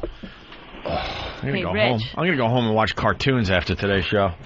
What about the comedian rapist? Maybe we can tie it in. Slide into your Vince Champ. He was working colleges, and then he would go back to the school that he worked. Yakov Smirnoff. No. Underrated? He raped the public. Scott in Canada, what's up? Hey, Jimmy, I was just wondering if you knew about Robert Pickton. No, I don't. He was a serial killer in B.C. He was a pig farmer. And That long ago? Oh, he fed them to the pigs. He killed cave girls. He'd kidnap hookers and kill them and feed them to his pigs. No one And they cares dug about the hookers, really. Yeah, You well, know? it took a long time to catch him because no one did care about No one him. cares. The serial killer hookers, when they're killing hookers, no one cares. Nah. You find a But they couple of dug them up in the his farm and drums. they found something like 60 bodies on his farm. Oh, that's the one someone was asking me about. One of you guys maybe. Great fertilizer. Yeah. Let's go to Hookers Steve. really are good fertilizer. That's true. Steve in Florida. Sure. Hey, do you guys remember Danny Rolling in Gainesville, Florida? Yeah, the college students. Yeah, I was a student there in 90 and 91. I played football there, and we had a guy, black kid that played football with us, and he was going around the dorm with like a mask and a fake knife, and he got punched in the face by one guy for doing it. So it was a scary time because he was mainly killing women now, but still, it was pretty scary. Do you know most of these guys get caught driving, too? I guess because they drive so much. Bundy got pulled over because he had a Volkswagen with the passenger seat removed and, rape kit stuff in it. And that greedy dope would have got away because he escaped in Colorado. He, would have been fine if he had just stayed in Florida and been a good boy. Yeah, And Randy Kraft got pulled over driving, and he had a dead guy in his passenger seat with his pants open. So the cops pulled him over for speeding or whatever, and he gets out and walks to the cop car, which is always suspicious to a cop, like you're hiding something. Yeah, what are you hiding? And they walk up and, who's this? He goes, oh, he's sleeping. He was dead with his Joel Rifkin's another one out on Long Island. Was he driving when he got He was caught? driving. He had his little pickup truck with a dead hooker in the back. And the cop pulled him over and was like, what you got back there? Dead hooker. Let's do that bit. Remember we were working on a bit, Rape and Murder the Musical? Excuse me, ma'am, can you help me You get were this? working on it. A lot of people think Lenny Bruce opened the door for more modern day satirists. Your feelings? I keep a big butcher knife between my mattress and the box spring, and she didn't know it. And the other night I go, hey, take a look at this, and I pull it out, and I go like that, and I almost jammed it in her eye. Oh, good one. That's great. You sleep with a butcher knife. Is he bizarre? He's a Why nut, would you right? sleep with a butcher knife? You could kill yourself know why. rolling over. He probably always dreams that he's eating gefilte fish. Let's say hi to John in Pennsylvania. John? Hey, guys, this is a question the FBI asks every serial killer that they interview, and they get it right on the first try. Let's see if Jimmy can get it right. There's two sisters. They're at their mother's funeral. In walks this guy. They've never seen him before. They don't know him from Adam. The one sister falls madly in love with this guy. Doesn't talk to him, nothing. He leaves. About 2 weeks later, she kills her sister. Why does she kill her sister? I know that one, too. I've read it. I fucking know that one. You can ask any question. Is it a Shrunk Gap T-shirt? Is that involved?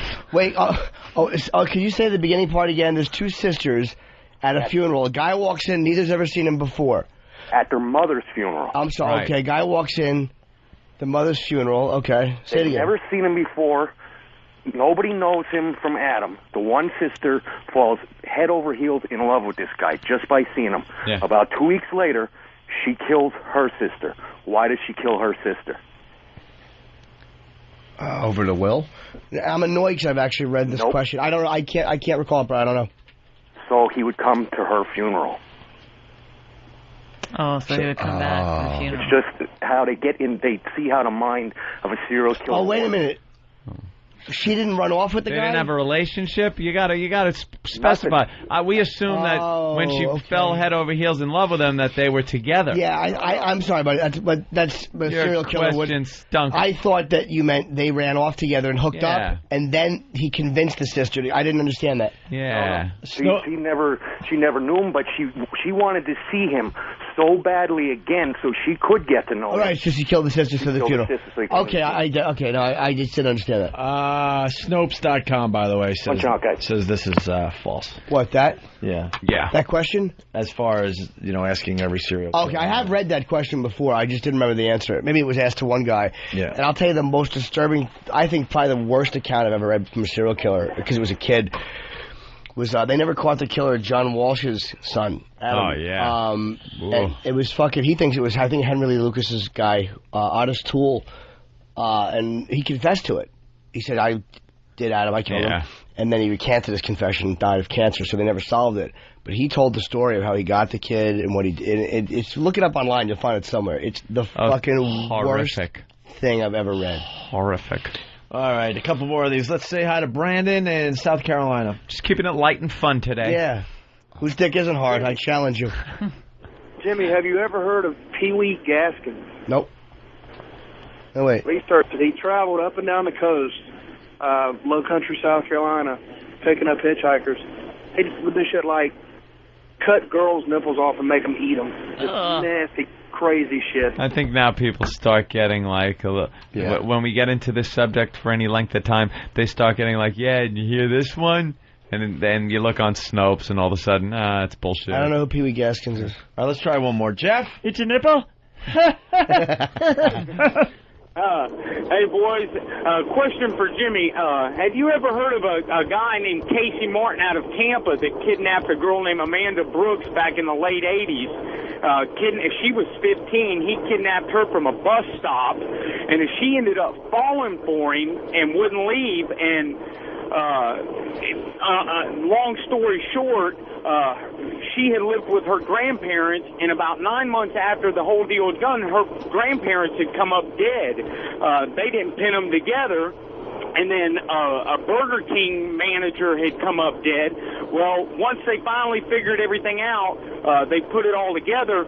She went back and confessed to everything that she had killed her grandparents because he needed gas money to go to work, and then ended up killing the Burger King manager because he got passed over for a raise, and she claims that he had brainwashed her to believe that she wouldn't get in any trouble for all this because she was a minor. And he got 8 years for kidnapping. She's doing life in prison. That's how out of control gas prices are. See? Right. Yeah, and that's what happens at Burger King. That's a corporate system. You want to play the game and give the raises to who they belong. It's a cutthroat business. Right. There was a murder in Jersey where they found a little girl that was taken away from a carnival or in Perth Amboy, and her sneaker was found. And did they ever solve? Did you ever read about that? No, but I remember it. Yeah, it was awful. Well, let's finally 45 minutes later. Got lost me at. Then the grandma come up dead. Yeah. Did she come up dead? We got the second clip from the man holding girl hostage in dungeon for 8 years. Yeah, good. What has Natasha told you about what her life was like for that 8 years in captivity in the dungeon? He scared her. He told her he had asked for $1 million ransom, that he had called me for 2 years and I would not react at all. He also told her the house was rigged with explosives, and if she ran away, something terrible would happen. Natasha hasn't appeared in public yet, but her father told me she seems okay, at least on the surface. If you remember, she has spent 8 years in a dungeon. She looks relatively good, but she's very skinny. She looks alright. But you can see there are effects. Imagine all those years you think somebody's dead and then they come back. Yeah. Judge in Alabama. Hey, what's up, guys? Hey, Judge. I was just wondering, have you guys ever heard of any black serial killers? You know, you never hear. Yeah, what's his name? Timothy Spencer was one in Virginia. The dude in Atlanta. Wayne Williams was definitely one, and there was another guy killing white girls, I think, in, I want to say upstate New York. But yes, Timothy Spencer was like a cross-racial one, which is rare. He was a rapist at first, and then he started fucking raping and slow strangulation. So there's been a few. I just know it's a ratio, I guess. You normally just hear way more white serial killers. I don't know why that is, but... Because black people can't afford cars. And it's also probably statistically so rare.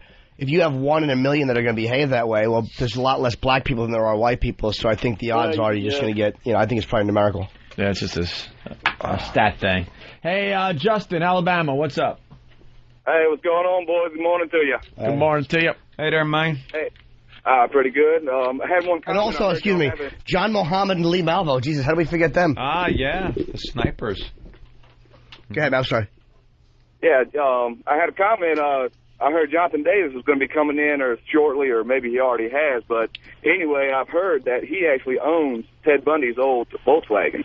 That is true, and I don't know why we didn't know that beforehand. That would have been really cool to talk to him about. Wow. He owns his. Wow, does he own that? His VW Bug, yeah. The brown one he got busted in? Wow. He still owns it. That is true. I wonder if we can get him on the. Nah, he's sleeping. He's sleeping. Wow, that's great for next time for the phoner. Wish I would have hey, that. little Jimmy. Yes. Click. Sir, you are hilarious. Thought I was going to hang up. I appreciate you being on the show. Thank you, man. Appreciate it. Very good. I love being on the show. All right.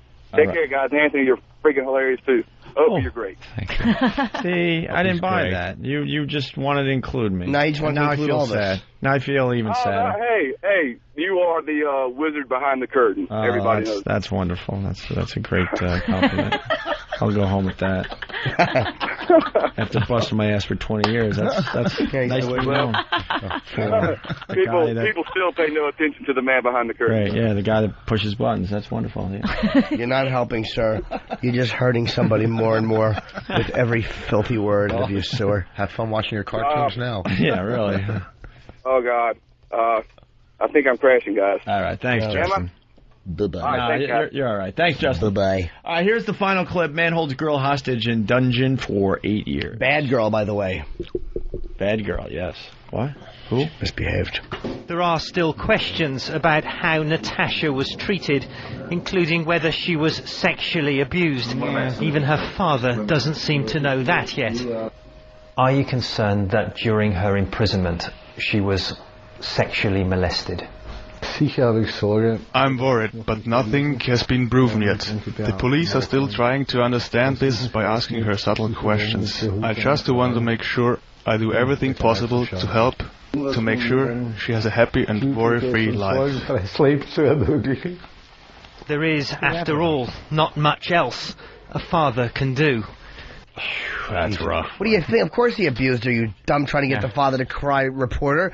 What do you think he did? Argued politics with her for 8 years? He taught her karate. Exactly. And people are against Megan's Law. That's where you just want to kill the ACLU. Well, the ACLU is irrelevant when it comes to stuff like that and terrorism. They're irrelevant.